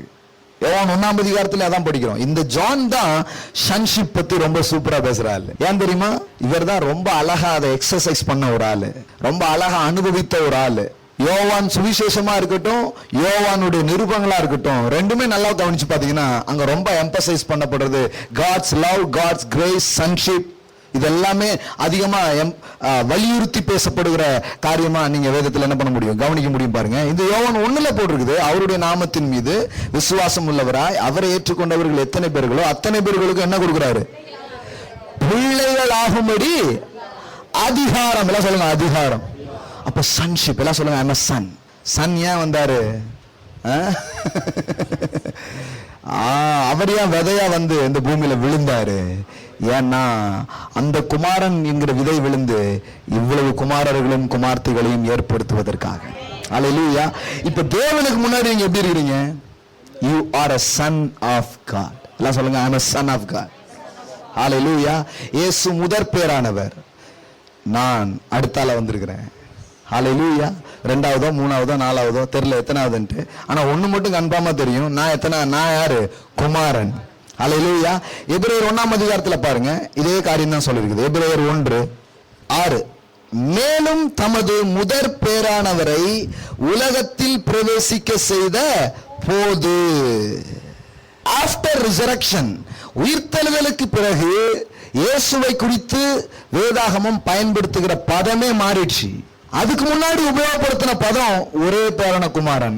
அதுக்கப்புறம் ஒரே பேரானுங்கிற பதம் உபயோகப்படுத்தப்படுறதே இல்லை. என்னதான் உபயோகப்படுத்தப்பட்டிருக்குது? அப்ப ஏன் திரும்ப திரும்ப எம்பசைஸ் பண்றாரு? அவருடைய கனவு அதுதான், குமாரர்கள். எனக்கு முன்பாக வந்து நிற்கும் குமாரர்களை நான் என்ன பண்றேன்? உருவாக்குகிறேங்கிறதா அவருடைய கனவா இருக்கு. கலாத்தியர் 4க்கு வாங்க, மறுபடியும் 4:6 பாருங்க. மேலும் நீங்கள் புத்திரராய் இருக்கிறபடினால் அப்பா பிதாவே என்று கூப்பிடத்தக்கதாக தேவன் தமது குமாரனுடைய ஆவியை உங்கள் இருதயங்களில் அனுப்பினார். அது என்ன அப்பா பிதாவே? எல்லா இடத்துலயுமே இந்த வார்த்தை வருது பாருங்க, அப்பா பிதாவே. இங்கேயும் அப்பா பிதாவே. நீங்க வந்து உங்க அப்பாவை பார்த்து ஃபாதர் அப்படின்னு சொல்லுவீங்க, அப்படின்னு சொல்லுவீங்க. என்ன சொல்லுவீங்க? டேட். இன்னும் டீன் தான் சொல்லுவாங்க நினைக்கிறேன், இல்ல ஷார்ட் ஆகிட்டே போகுது. மம், இன்னும் எம் அப்படிம்பாங்களா நம்ம தெரியல.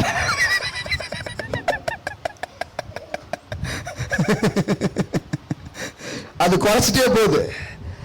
இது வந்து ஃபாதர் அப்படின்னு ஒரு ஏதோ ரொம்ப ரெஸ்பெக்டிவான ஒரு பதத்துல அவர் இருந்தா கூட நீங்க வந்து எப்படிதான் கூப்பிடுறீங்க? டேட். எனக்கு அப்படி பேர் பண்ணிக்கீங்களா? டேட். இது இந்த இதுக்கு நீங்க வர்ற வரைக்கும் நீங்க வந்து அந்த ரிலீஜியஸ்ல தான் இருக்கிறீங்க. இது வந்துச்சுன்னா டேட் அப்படின்னு சொல்லுவீங்க. ஹல்லேலூயா. எல்லாம் சொல்லுங்க, God is my dad. Hallelujah. The greatest revelation, இயேசு கிறிஸ்துவின் மூலம் வந்த மாபெரும் வெளிப்பாடு ஒன்று இருக்கும் என்றால் தேவன் நம் தகப்பன் என்கிற வெளிப்பாடு தான். Hallelujah. Father God, Father God. எல்லாரும் அருமை கடவுளே, ஓ ஆண்டவரே, இப்படி எல்லாம் தான் பிரேயர் பண்ணாங்க. ஆனா இயேசு அந்த பூமியில வந்து எங்களுக்கு ஜெபம் பண்ண கட்டுத்தாருங்கன்னு அவர் ஃபாதர் இன் ஹெவன் அப்படின்னு சொன்னாரு. பரலோகத்தில் இருக்கும் எங்கள், எல்லாம் ஷாக் ஆயிட்டாங்க. கடவுள் அப்பாங்க, இது தப்பா இல்லையா? அவர் அப்பாங்கிறது இவனுக்கு எப்படி இருக்குது? இது ரொம்ப தப்பா அப்படின்னு கேட்டுக்குது. அப்புறம் தான் விலங்கு வைக்கிறாரு, எப்பா அவர் எனக்கு மட்டும் அப்பா இல்ல, உனக்கும் அப்பா. அதை விளங்குறதுக்கு இல்ல, உனக்கு புரிய வைக்கிறது இல்ல, அப்பா அப்படின்ட்டாரு. எல்லாம் சொல்லுங்க, he is my dad. எல்லாம் சொல்லுங்க, dad. அப்பா. சென்னையில இருந்தா நைனா. என்னங்க தப்பா சொல்றேன்னா? ஒவ்வொரு ஊர்லயும் ஒவ்வொரு மாதிரி சொல்றாங்க. நைனா வேற ஏதாவது திரும்ப உங்களுக்கு டேட்கான வேர்டு? வாப்பா. வாப்பாவா? வாப்பா. ஓகே. இந்த அச்சன் அச்சனா அச்சனா அப்பாவா? ஓகே. பாபு கரெக்டா சொல்லுங்க, முறகிற மாறிடாம. நம்ம இயேசுவையே அப்பான்னு வரைக்கும் சொல்லிட்டு இருக்கோம். இயேசு அண்ணன். ஹலோ, இயேசு அப்பா நமக்கு அப்பா, அதனால இயேசு அப்பா நமக்கு யாரு? அண்ணன். ப்ரோ. ஹல்லேலூயா. இதுதாங்க ஃபேமிலி, இதுதான் உண்மையான காரியம், இதுதான் ரியல் காஸ்பல். மத குப்பை அடிச்சு சாக்கடையெல்லாம் வெளியே அனுப்பி he is my dad மாறணும். இப்படி வந்தாதான் சரியான ஒரு இடம். அதனாலதான் தேவன் உங்களை குடும்பத்துக்குள் கொண்டு வந்திருக்கிறார்னு வேதவசனம் சொல்லுது. இத கூப்பிட முடியல மதத்தால. மதம் பல விதமா கூப்பிட்டு இருக்கு. இவர் தான் முதல்ல வந்து சொல்றாரு டாட். ஜான் 17 வாசித்து முடிக்கலாம். யோவான் 17. அதுதான் உண்மையான வெளிப்பாடா. ஏன் பிதாவை பற்றிய தேவனை குறித்து எல்லா வெளிப்பாடும் இருக்குது.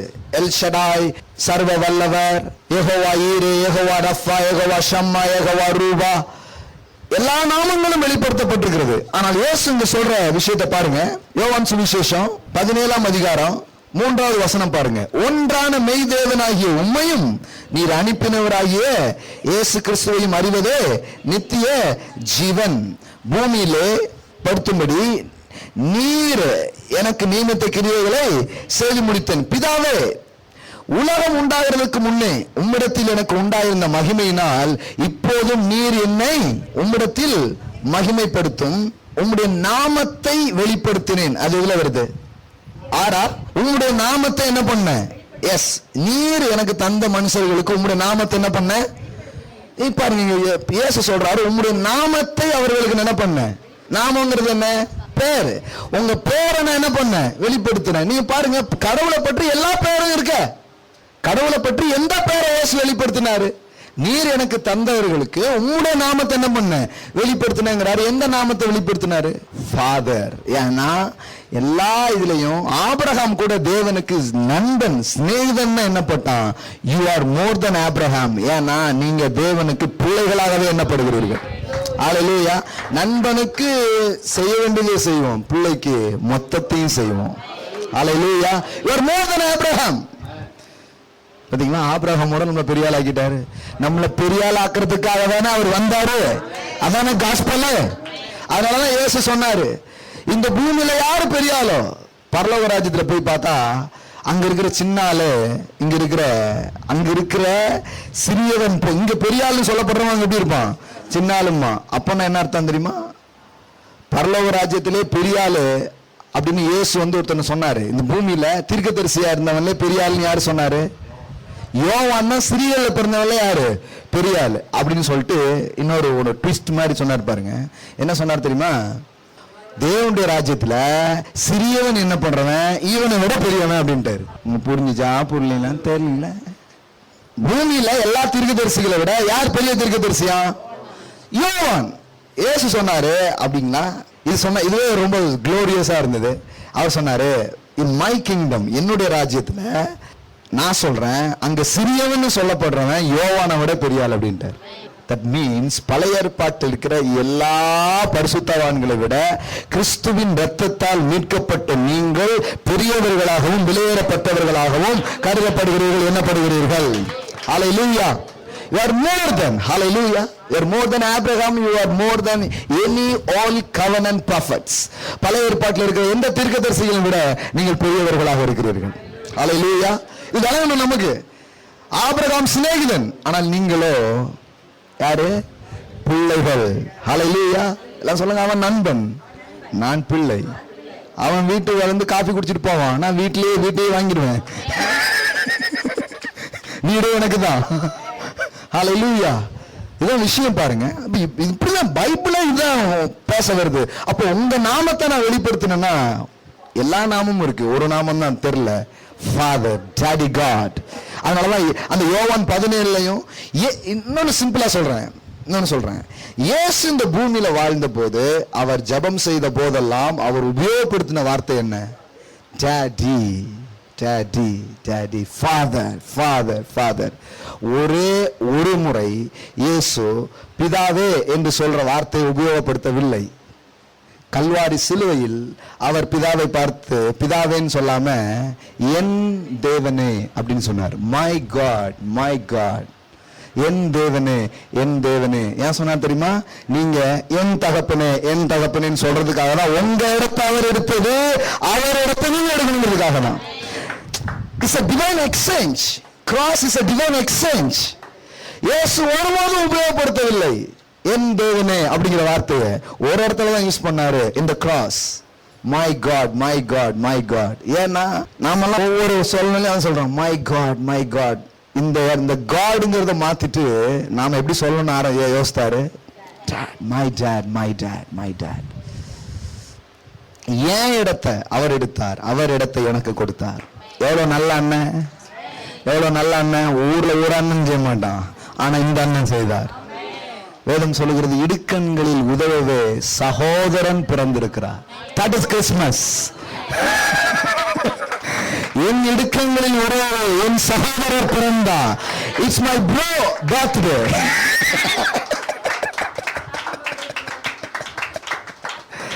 இது என் சகோதரன் பிறந்த நாள். ஹல்லேலூயா. வெளியில சொல்லுங்க, கல்லறி வாங்குங்க, கர்த்தர் உங்களை ஆசீர்வதிப்பார்.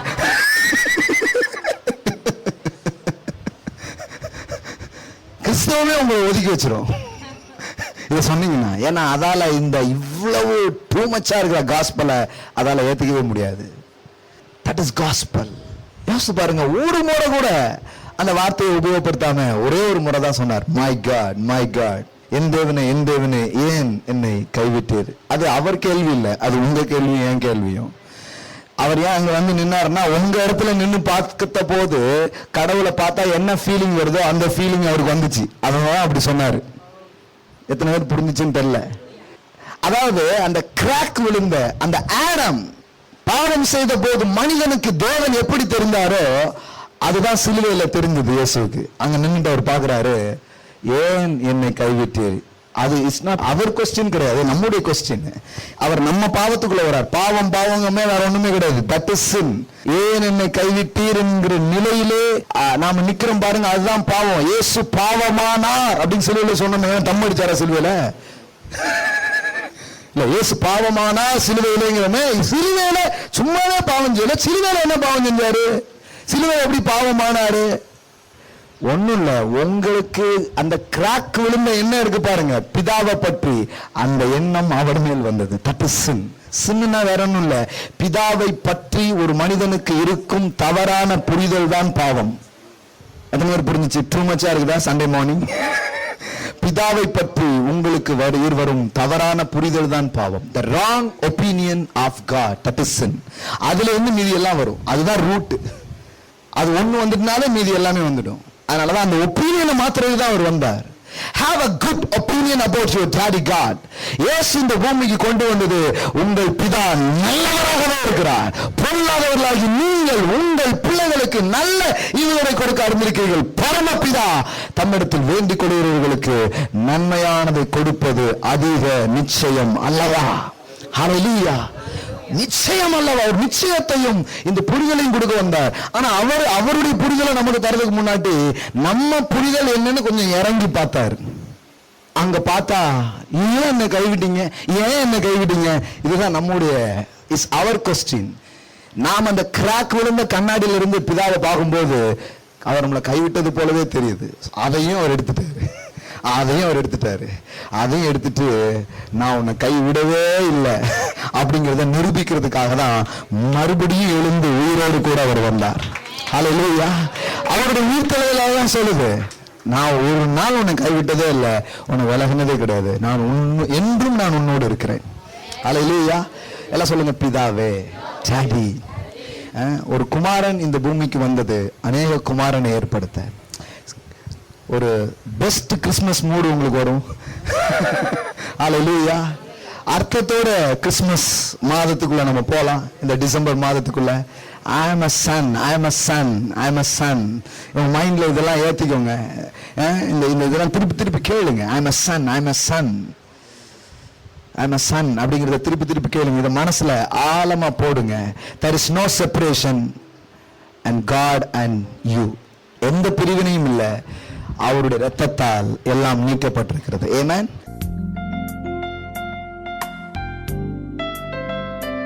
Rock Jesus royal family search